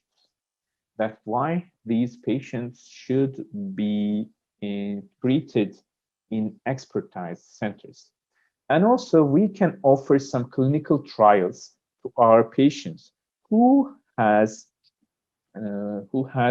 previously received these drugs, but unfortunately relapsed. In this scenario, the clinical trials is the best way to offer even newer therapies to these patients. And in my center, I am the chief of these clinical trials regarding multiple myeloma, lymphoma, and leukemias, and I have the opportunity to offer these clinical trials to our patients, even living in my country or the patients who are referred from other countries. That's why I'd be glad to be in contact with you regarding these novel therapies and also the clinical trials that you have. Unfortunately, you have unfortunately no therapy to offer to patients. But we can have some clinical trials to offer some novel therapies to those patients who have lacked the response under these drugs. I will just stop here, and I'd be glad to be in close contact with you regarding your patients who are diagnosed with multiple myeloma or who are diagnosed with lymphomas or leukemias, any kind of hematological malignancies. I have my contact details And I think the friends will just share those contact details with you. I'd be much more glad and appreciate to have your questions regarding these hematological malignancies, even the diagnosis of these diseases or the treatment of these disorders. Actually, also, I will be glad to have any kind of questions in a real time, maybe in an online meeting, which will occur after this meeting. I'd be glad to be in close contact with you regarding these disorders. Thank you. Have a great day. And also, I can just answer some important questions regarding these disorders.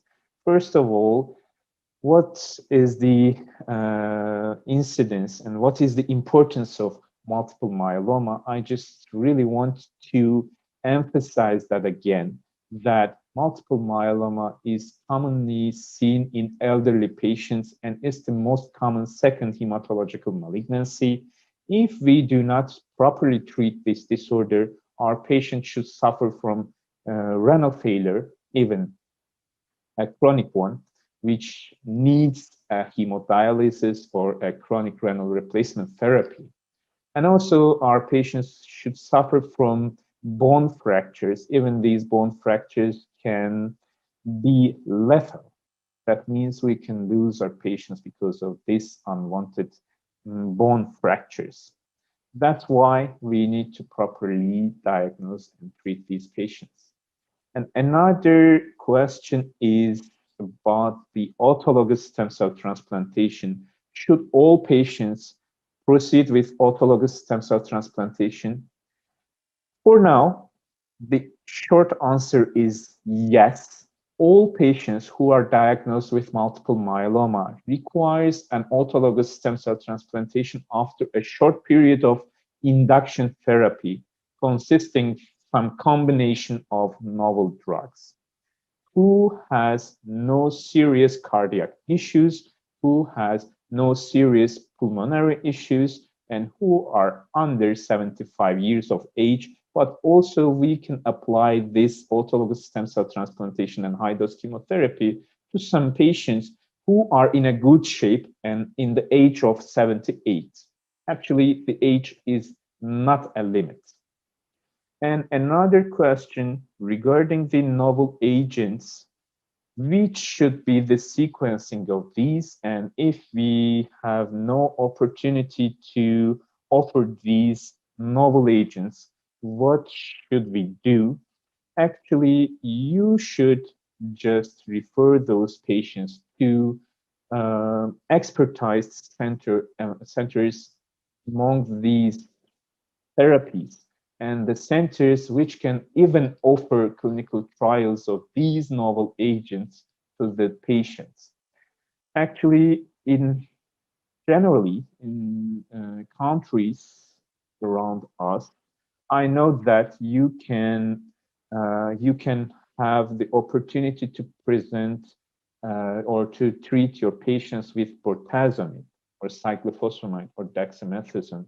But unfortunately, you lack lenalidomide, daratumumab, or pomalidomide, or carfilzomib, which are the drugs needed to offer a better overall survival to these patients. That's why we should be in close contact in order to check for the opportunities that we can offer to your patients. We should be in close contact. Thank you. That's all for now.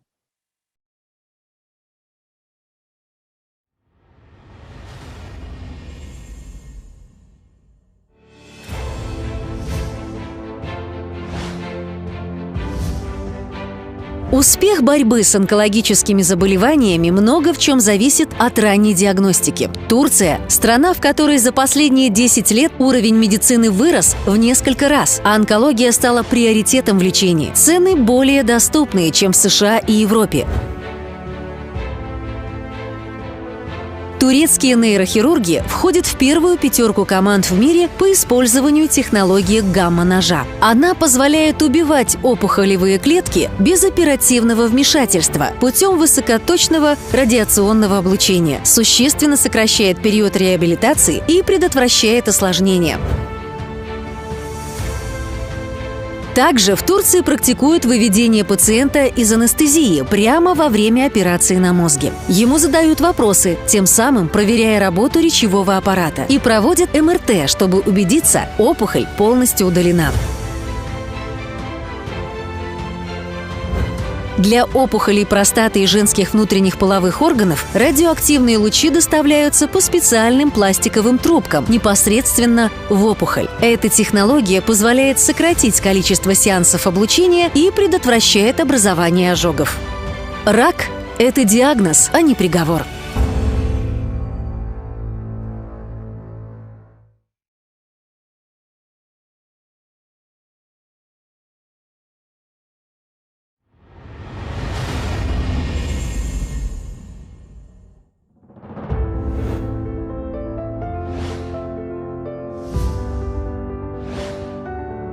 Турция – новая точка на карте мировой медицины. Ее расположение идеально. Она находится на стыке 3 континентов – Азии, Африки и Европы.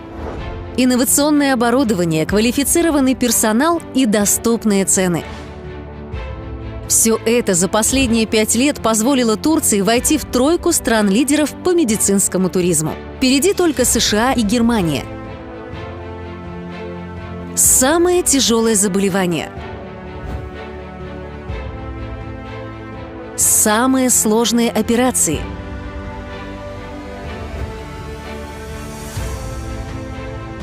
И своевременное вмешательство. Восстановление.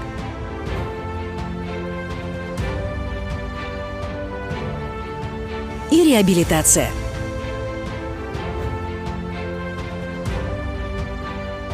Продолжение рода.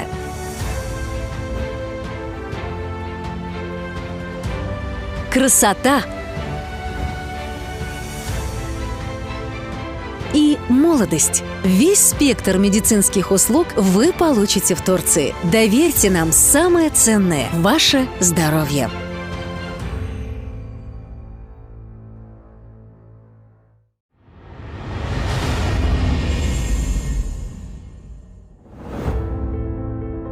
Каждый заслуживает свое маленькое счастье, но не всем это удается. У 5% мужчин и женщин, у 48,5 миллионов пар диагностировано бесплодие. Эта проблема острым вопросом стоит в современном обществе. И выход есть – это экстракорпоральное оплодотворение. Только в Турции ежегодно проводится более 50 тысяч процедур при успешности около 65%. Почему люди со всего мира выбирают именно это место?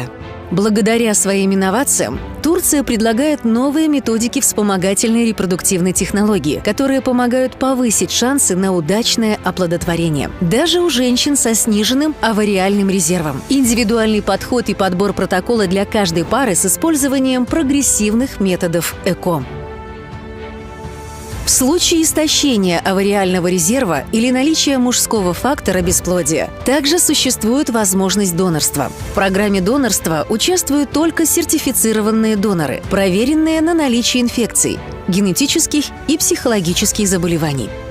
В случае необходимости проводится предимплантационная генетическая диагностика, позволяющая исключить генетические нарушения эмбрионов и достигнуть главной цели – рождения здорового малыша в семье.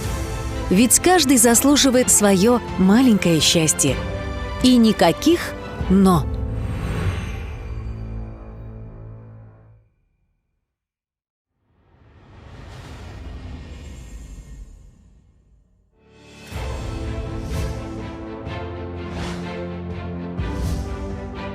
Успех борьбы с онкологическими заболеваниями много в чем зависит от ранней диагностики. Турция – страна, в которой за последние 10 лет уровень медицины вырос в несколько раз, а онкология стала приоритетом в лечении. Цены более доступные, чем в США и Европе.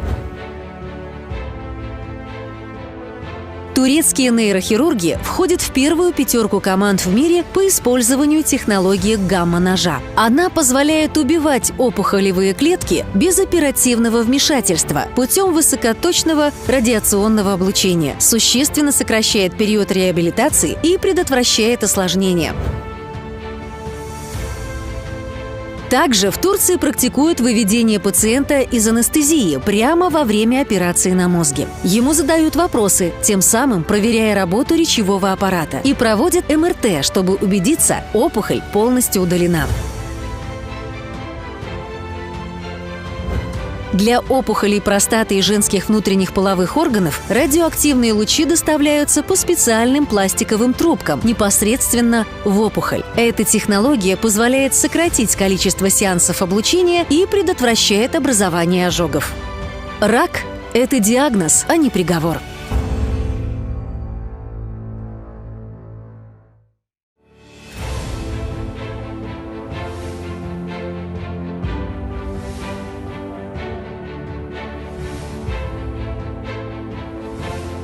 Травмы опорно-двигательного аппарата, головного и спинного мозга, параличи и детский церебральный паралич. Вот неполный список диагнозов, когда реабилитация так же важна и необходима, как и основное лечение.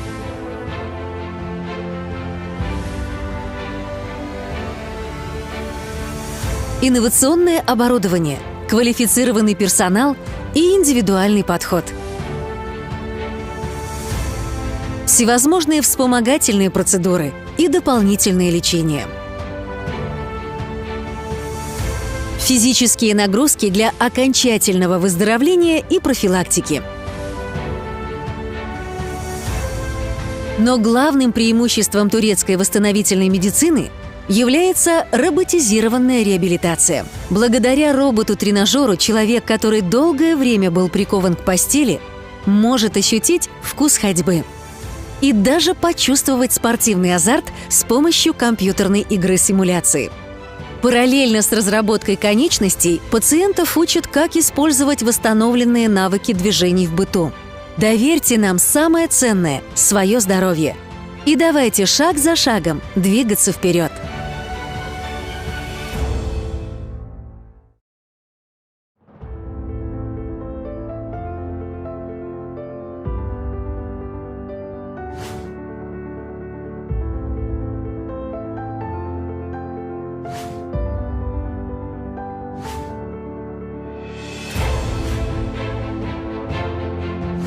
Уровень трансплантологии в Турции один из самых высоких в мире. Ежегодно здесь проводят более 5000 операций с пересадки органов. Это больше, чем в любой стране Евросоюза. Среди лидеров – трансплантация печени, почек и костного мозга.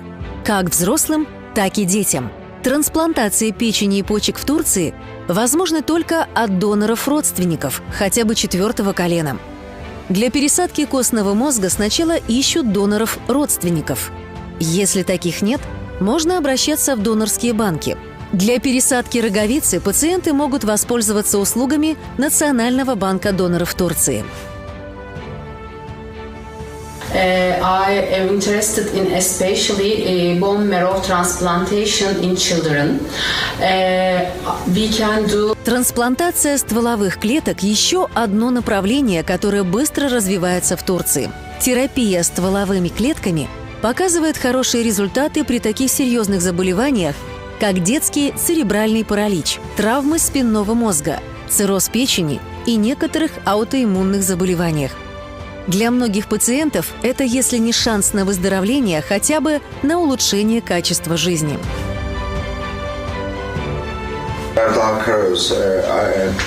I have been working on stem cell for the last 20 years, just stem cells.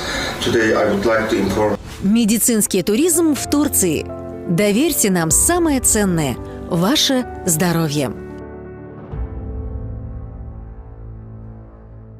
What is medical tourism? Actually, medical tourism started long centuries back in the world because many people, many citizens was traveling from his home country to the other countries, are looking for the best, higher standard and quality of healthcare treatment for themselves.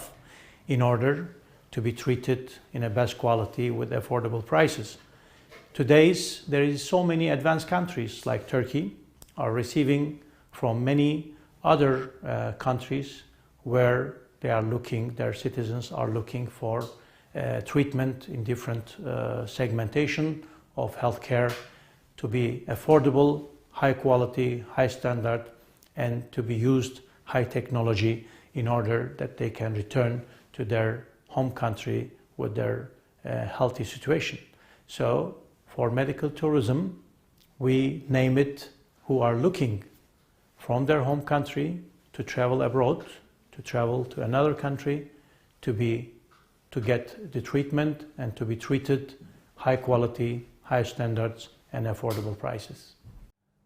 Ladies and gentlemen, dear colleagues, dear partners, I would like to draw you the roadmap of our collaboration in between you and us. As a step one, you have several choice of cooperation.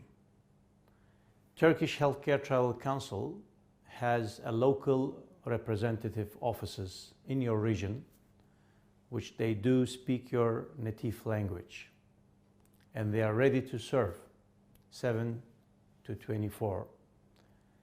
That in order to help you, to assist you, and to communicate and to facilitate between you and our clinics and hospitals and local partners. As well as you can have the option that you can choose one of travel agent medical tourism facilitator from our participant, and you can build a cooperation and partnership, and you can refer your patient through them as well. And also as third options, you can choose and work directly with the clinic's international patient departments. That is totally up to you to choose one of this way of cooperation in order to refer your patient to Turkey and to follow up with your partner or with your with our offices locally based, and they are ready to collaborate. As a step one, you need to choose your partner with whom and which way that you would like to refer your patient. As soon as you share all the medical reports, MRI and all other medical information of your patient, your chosen partner will send to related hospitals all this information and will collect treatment plan and approximate cost and price for your patient who are going to be treated in Turkey. And they will come back to you with treatment plan and with cost. And after, you will negotiate with your patient, and if they agree to travel to Turkey, then your partner can arrange the appointment in a related hospital, which you agreed, that you can send your patient to start their treatment. Also, there is an option before they travel. If there is no clear medical reports and medical information about your patient, possibly we can arrange, or your partner, chosen partner, can arrange an online consultation between related doctors and your patient, that in order they can understand what exactly and which kind of treatment need to apply for your patient. This option always available in our member of hospitals and participant in our exhibition. Of course, after referring the patient, your local partner or your chosen partner, either Turkish Healthcare Travel Council representative offices, either travel agencies, medical tourism agents, or the hospitals will arrange your patient arrival transfers, accommodations, booking nearby hospital, and will follow up during the treatment, and they will help and assist your patient in order to feel comfortable during the treatment period. Also, as Turkish Healthcare Travel Council, we have appointed medical directors working closely with our representative offices, and they are following all our referred patients through the THTC, Turkish Healthcare Travel Council offices.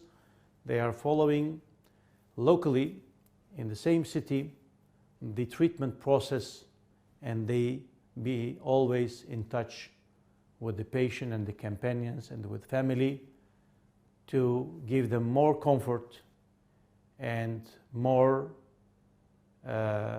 way of feeling at home, and to be followed up by our medical directors to make their life easier and treatment easier.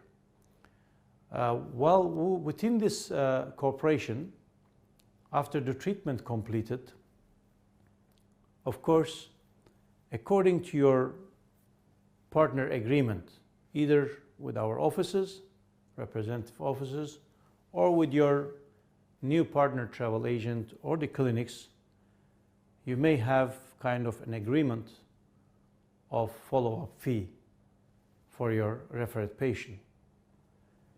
That in order the post-operation that you can able to follow up and keep contact with your patient, and also to be sure that your referred patient happy and return back home with treated and come back to their health.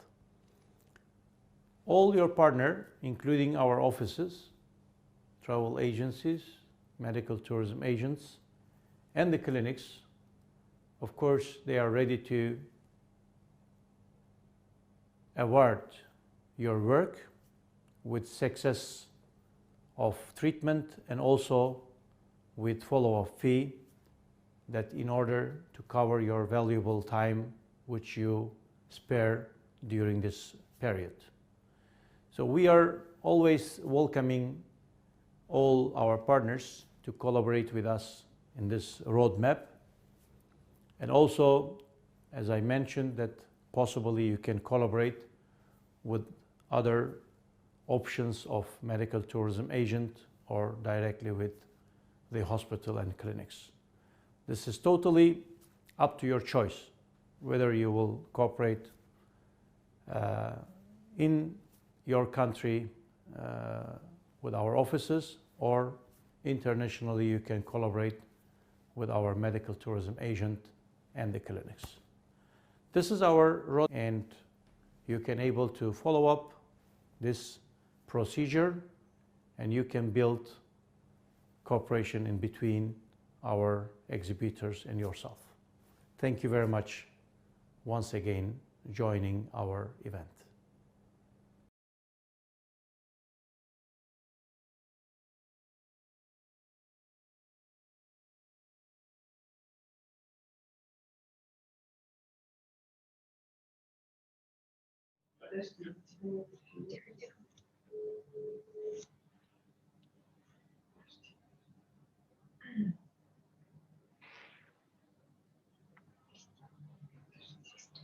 Sana is connecting now, has connected already. Okay, we can start.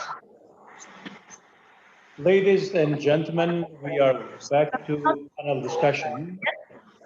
As we promised this morning in our opening official ceremony, that we are going to have a panel discussion in order to answer and reply to your valuable question, which we have received through the general chat system from our platform.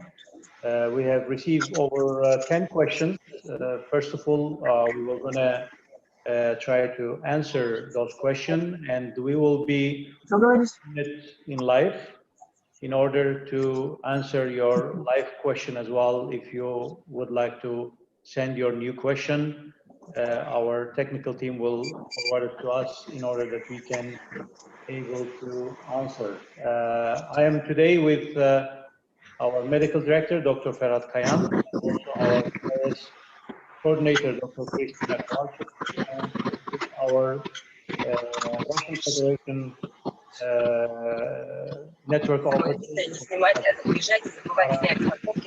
from Khabarovsk, from Krasnodar, and also, of course, we have our network office in Moscow and in St. Petersburg in Siberia, Altai region. They are unfortunately not able to attend today for our panel discussion, but they are following us carefully. Let me hand over the floor to Dr. Christina. She can introduce our local network offices where are serving in Russian Federation region our client. Mr. Amin, thank you for your introduction. I will continue in Russian. Please go ahead. Уважаемые коллеги, Dear colleagues, I'm happy to welcome you at today's panel discussion. We are conducting this panel discussion as part of our medical travel congress, and I'm very happy to introduce participants. Dr. Ferhat, our medical director, has already been presented. I will present to you Pavel and Svetlana. They will help us today to answer all your questions, the questions that we received from you today during the webinar. I already have these questions and we will distribute them now. So every representative office will be able to share their own experience. So question number one, and I will be the one actually answering this question. So the question is, what kind of support do you provide to patients? I would like to answer briefly about how THCC can help patients and how you can set up treatment in Turkey. First of all, we have representative office in different countries and in different cities, and we collect data about the patient, or we collect the data from the doctor who is in contact with the patient. All the lab and other tests, medical history, all of this is collected into one file, and it is sent to a THCC representative in clinic in Turkey.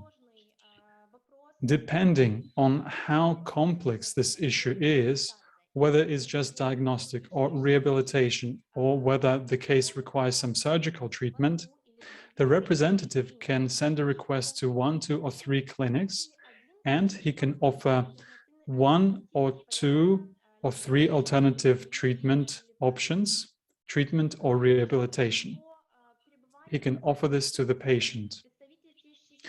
While in Turkey, the THCC representative will be able to help the patient when he's in Turkey at all times, 24/7, and they will be able to help with any issues that the patient may have. After the patient is back to his home country after treatment, of course, representatives are in touch with the patient. If the patient has extra questions about the period after treatment in their own country, of course, a THCC representative can get in touch with the clinic once again, or he can set up an extra online consultation, and he can solve all the issues that the patient needs. So I think that this should be a sufficient answer for question number 1. If you have any additional questions to clarify this question, we can continue. Next question. This question is either from the doctor or from the visitors of our webinars. Is prepayment required? This is the question. I would like to address this question to one of our representatives, for example, Svetlana. Svetlana, please answer this question. So it was either the patient or the doctor who was asking this question. Hello, of course, Christina. Hello, colleagues. No prepayment is required. The payment is done by the patient him or herself in the clinic after the treatment. Okay, thank you so much. Thank you. And I would like to add a few words, if you don't mind. You are 100% correct that the patient needs no prepayment either to the THCC representative or to the clinic. But sometimes patients may have some surgery planned and they are worried about thinking or about payment and so on, and they decide to make a prepayment while in their own countries, but this happens very rarely, and this only happens if the person him or herself wishes to do so. And once again, no prepayment. Next question continues the previous question. So to whom do patients pay, THCC or to the clinics directly? We have already started answering this question, so I will continue. A THCC representative accepts no prepayment in their country for treatment. All the payment goes directly to the clinic. And if the patient needs that, the patient is provided with a special form to pay for his entire treatment. Next question. Probably Dr. Verhaat will be able to answer this question. So it's a medical question. Question is, how much time is required for rehabilitation after hair transplant? Dr. Verhaat, the floor is yours. Okay, I will tell you one more time in English. Please. If you're a little bit, maybe, Please. yes. Our doctors, our patients are asking how much time patient need for rehabilitation after hair transplantation.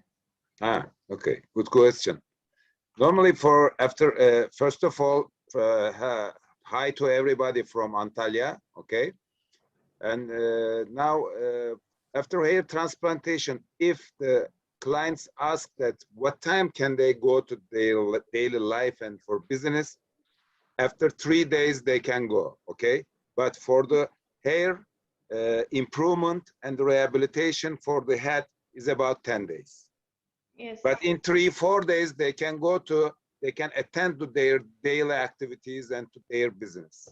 Yeah, thanks, Dr. Verhaat, for your good answer.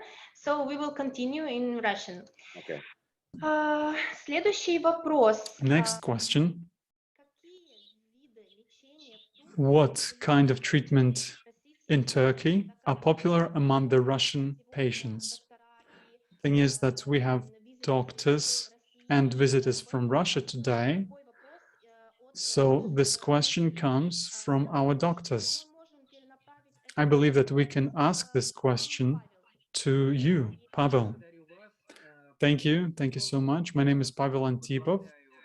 I'm the head of THCC office in Samara and Kazan, and I will be happy to share information and experience of the patients from our region who, for several years, have been undergoing rehabilitation and treatment in the best clinics and spas and resorts in Turkey.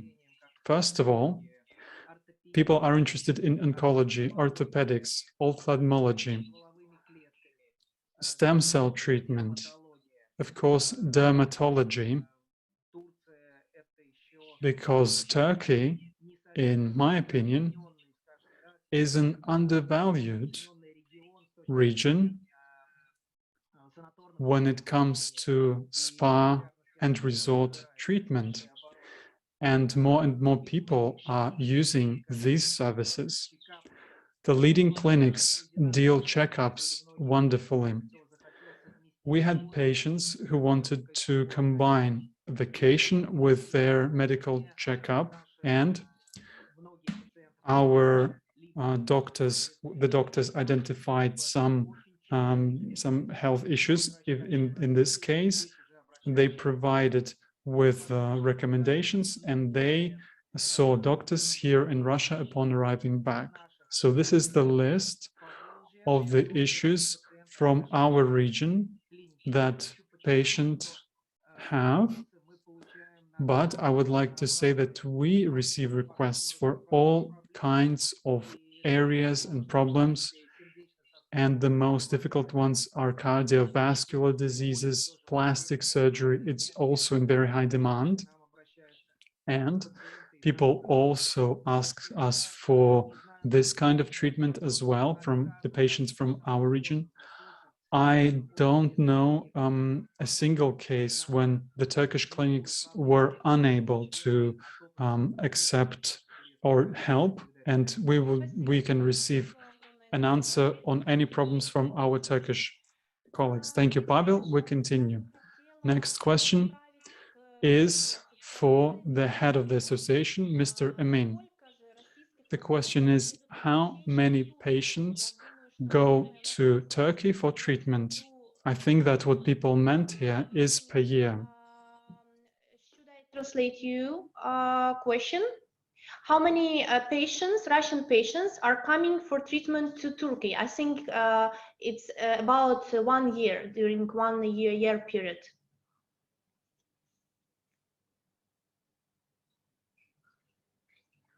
Voice. Mr. Min, we don't hear you. Yes. Yes. Yeah. Actually, before pandemic problem start in 2019, and before pandemic period in 2019, among 1,087,000 international patients arrived to Turkey from 165 countries. Among of them, around 75,000 Russian Federation region patients arrived to Turkey for different treatments, but majority, as from other CIS country, majority are coming for cancer treatment, oncology treatment. Especially in the children's side, there is a bone marrow transplantation requirement is very high as well from Russian Federation, as the other from other CIS countries as well. We are receiving from Russia mostly very heavy treatments, very limited number of people traveling from Russia for aesthetic surgeries or for eye surgeries or for dental surgeries. Mostly they are coming for oncology, cardiovascular, transplantology for liver transplantation, kidney transplantation, as well as bone marrow transplantation, and orthopedic problems like knee replacement, hip replacement, and some other specific diseases also.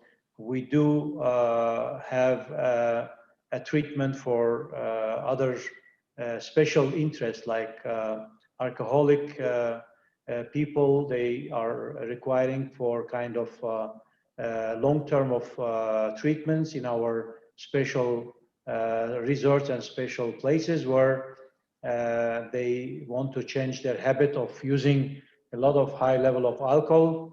Also, we do receive for rehabilitation for alcoholic and narcotic rehabilitation as well from this region. So these are very specific areas where we do receive patients from Russian Federation. Mr. Amin, which cities mostly Russian people are choosing for treatment? I mean, they compare with rest, for example, in Antalya, or mostly they come just exactly for treatment to Istanbul and other cities? Well, as our medical director, very experienced with Russian patients in Antalya, because he was leading he was the owner, one of the leading hospital in Antalya region. Since almost 5 to 6 million Russian citizens are coming for holiday and vacation, mostly to Antalya. I mean, I can say that 95% of this population are coming vacation to Antalya. The rest, 5% or 10%, they go to Bodrum, Marmaris, some other region, but mostly their main destination is in Antalya. That's why Antalya region is well-known destination for them for tourism. When they are selecting a treatment destination, they prefer, obviously, to go to Antalya because the weather condition is much better and mild and etc. But of course, some of specialty, very special surgeries, very heavy surgeries, and some specialties are not being able to perform in Antalya. Then we refer the patient to Istanbul or to Ankara or to Izmir, other big major cities where we have our university hospitals and our general hospitals which can accept this kind of patients. Okay, thanks a lot for your answer. And I would just say a small word that really we are very lucky that we have such medical directors in our THTC council, because as Dr. Farhat, he always can help to all our representatives, to all our directors to direct and to choose the best treatment, the best doctor, the best clinic for our patients. As you mentioned about his huge experience in collaboration with patients from different countries. So thank you a lot for your answer. I will continue again in Russian. Please go ahead. We are following you. Thank you. So the next question, and I would say that it is not even a question, but it's a different variant of the question. So the question is, it would be interesting to cooperate with Turkish doctors. Is it possible? Answer, yes, it is possible to cooperate with the Turkish doctors. And it would be easier for me to answer this question if I knew if it was the patient or the doctor who was asking this question, or maybe a company. For example, if you're a doctor and if you want to cooperate with Turkish doctors, for example, for experience exchange and for trips, it is possible because Turkey is always ready to share their experience and everyone is aware of the Turkish hospitality. So, of course, Turkish doctors are always happy to share, to show, and they're always ready to provide consultations to doctors from other countries in case there are some difficult cases. So if this is what you want, you can go to the representatives in your region and we can discuss all sorts of cooperation with you, cooperation with Turkish doctors. The next question is this. Please describe the patient's route from the first contact with THTC to when he comes back home. What is the role of THTC in organizing the treatment process? I have already answered this question a little bit at the beginning of our discussion, and I mentioned the patient's way and how THTC what role it plays in this. But once again, I can say that an THTC representative collects all the information about the patient first. Then They help the patient to forward all the information to the clinic, then to select the best doctor, the best clinic, the best treatment method for the patient. After that, when the patient comes back home from the clinic, they keep in touch with the patient to help solve all the issues and all the problems that the patient may have after the patient is back home. For example, for surgery, the person needs some sort of rehabilitation. Also, and so this is as far as a representative and the patient goes. If we speak about THTC representatives who work with doctors, then of course, after the patient is back from successful treatment in Turkey, the THTC representative pays the new remuneration to the gratitude remuneration to all the doctors who refer the patient to treatment in Turkey. If you have any other questions about this, we will be happy to provide answers. Next question. Please tell me, how do you solve the situation with the language barrier if such a barrier exists? I would like to refer this question, for example, to Svetlana. Svetlana, if you can answer this question, please do. Yes, of course. I want to say that the language barrier is totally absent because every clinic has a sufficient number of interpreters. The patient meets a Russian-speaking coordinator. He supervises the patient during the entire process of treatment. Thank you so much for your reply.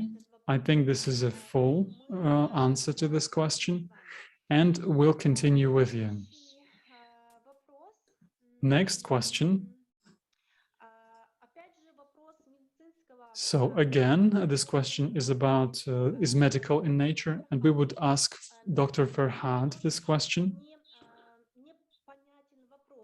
The question, to be honest, is a little bit unclear. Dr. Ferhad. Like how much cost implant, but maybe it was patient and he couldn't mention which type of implant and what he needs. That's why I think it will be very hard to answer for such question because there is a lot of different implants in our body. We can give approximate prices. Okay, we can say it depends to the brand. Of course, from the country, original country made brand. And then we can say it between $1,000 and $1,500.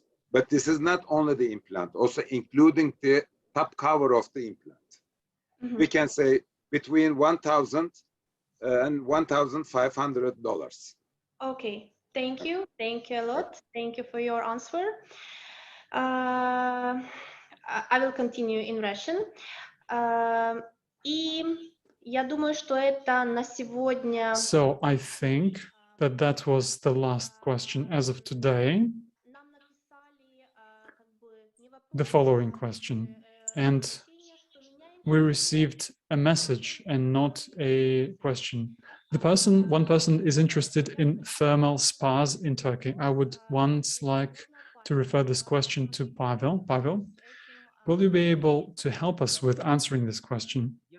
Yes, I would like to say that the spa complex and treatment in Turkey is in very high demand right now.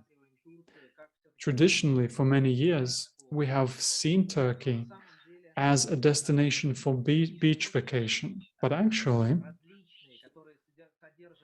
there are different thermal springs that have a lot of useful components that help people treat many difficult diseases. These places were discovered around 2000 ago by the ancient Greeks already. And some people say that Cleopatra herself visited the places which are now in Pamukkale. This is the continental part of Turkey. And she visited these places to look younger. But if we speak about specific diseases which can be treated at spas of Turkey, then these diseases include some orthopedic diseases and gastrointestinal diseases, all kinds of stomatological diseases. And actually, the central part of Turkey has a lot of thermal springs, and some springs have a lot of sulfur. So people prefer to come here to treat skin diseases and diseases related to orthopedics. And for example, near Orbagaj, there is unique water that is very efficient for treating digestion problems. Several of our patients went to Kangala resorts, and these resorts are a unique opportunity to treat all sorts of dermatological diseases, including thanks to the so-called doctor fish. They help to treat all kinds of severe skin diseases. You must remember that while selecting a certain treatment or a spa, you need to have recommendations from your doctor. Then we refer this information to the specialists of the spa. A course of treatment is negotiated. We give all sorts of recommendations because we understand that there is a disease, and at the same time, there is a risk of transferring this disease to other patients, which is why professional individual approach, safety are the main principles in treating these kind of patients. Another thing that I would like to add is that Pamukkale is one of the most famous spa resorts right now. And of course, you can go there if you rent a car or if you travel by taxi.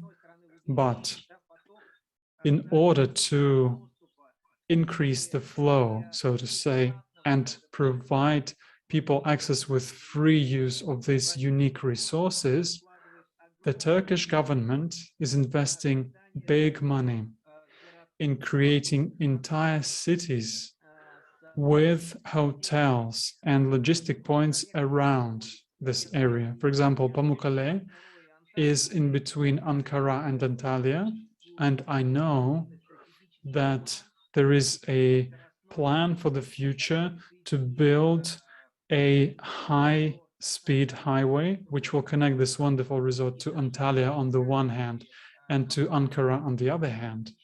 And even visitors to Antalya will be able to drive just 1.5 to 2 hours, and they will be able to come to Pamukkale to receive these unique procedures and then come back to their own hotel.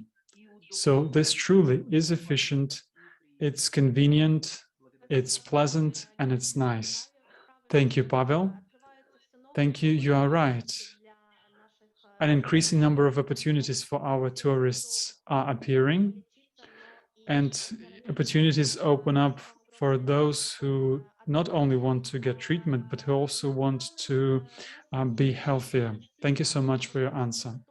As of now, these are all the questions that we had from our B2B meetings. And I believe that we will have extra questions tomorrow. So if we have a lot of questions, tomorrow we will make another panel discussion to answer all of your questions. But of course, you can send us your questions. You can get in touch with the representative of THTC, the representatives who you see right now. But if you're not from Russia or you're from another city or from another district of Russia, you can visit our website. Our website has all the contact details about all our representatives. You can send them an email or you can get in touch with them through social media, and they will be able to provide you with an answer to all your questions related to treatment, rehabilitation, and diagnostics in Turkey. Also, I would like to invite everyone to sign up for B2B meetings and get a detailed opportunity to talk to clinic specialists and receive more answers about treatment from clinic representatives themselves. All of this will enable you to broaden your perspective when it comes to treatment in Turkey, and it will provide you with the opportunity to build partnership relationships with clinic and with the THCC. Thank you, Pavel. Thank you, Svetlana. Thank you, all the people who were unable to join us, but who tried. Dr. Time for your answers. Mr. Amin, thank a lot to you also. We finish all our questions and we invite all our buyers to join B2B meetings and to get more answers for their questions about treatment, about cooperation with THC and clinics. Thanks a lot to all, and I give to you to finish the opportunity to finish our today panel discussion. Right. Thank you, Dr. Christina, for your contribution. It was very fruitful and very informative. All the information I have followed up by simultaneous translation. Your talk. It was all correct direction given to our listener or the questions being asked. Thanks to Pavel of contribution for thermal and medical spa centers. He had his experience. He has shared his valuable experience as well. Of course, Svetlana and Oksana, our new directors in the region, in different cities, and we have also Elena has connected us lately. I think she's already here with us, listening and following with us from Siberia, from Altai region.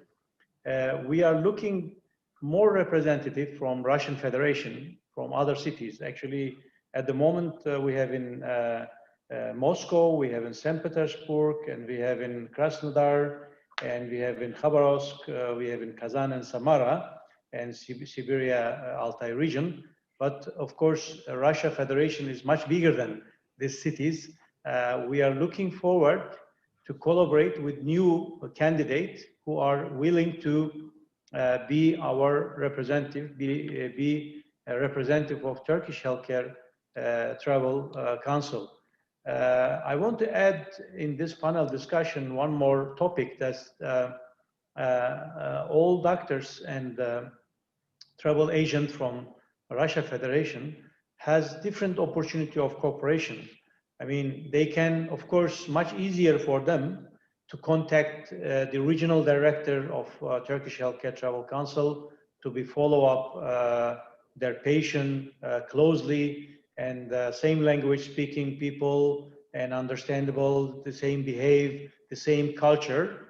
But also they have the options that they can deal with our other travel agent, medical tourism travel agencies who are facilitator. They can build kind of partnership. Also, they can build partnership with clinics and polyclinics, but I believe much easier for them that they deal with a local representative of this institution, a local representative of these clinics, these hospitals, or this agent or our council. Most of them, they have a local representative also. So it can be more easy for them to follow up and to care about their patient in order to control everything according to regulation and according to the system which need to be follow up for medical tourism and for follow up of patient. Once again, I would like to thank to our Dr. Ferhat Kayan joining and contribution his experience as well. Thanks to Dr. Christina, Pavel, Svetlana, Oksana, and Elena for their participation. As Dr. Christina said, if we receive many more questions today and tomorrow to our platform, we can arrange another panel discussion in order to reply your questions, not to keep anything non-replied or not answered actually by our side. Again, wish you successful events and B2Bs. I again invite our visitors, doctors, travel agencies, please register to B2Bs and request meetings from our representative offices and also our exhibitors, clinics, polyclinics, which is already in exhibition section, and travel agencies, medical tourism accredited travel agencies, which is registered in our platform, in our exhibition, online exhibition. So you are free to deal and free to build a partnership with any of this institution. We are here anyway for your service, and we are here to serve you, to make you happy and make your client and your patient happy and healthy, get their treatment with best opportunities and best prices and affordable prices, what we can offer and what we can do actually. Thank you very much once again, ladies and gentlemen, for participating, and let's keep in touch. Thank you.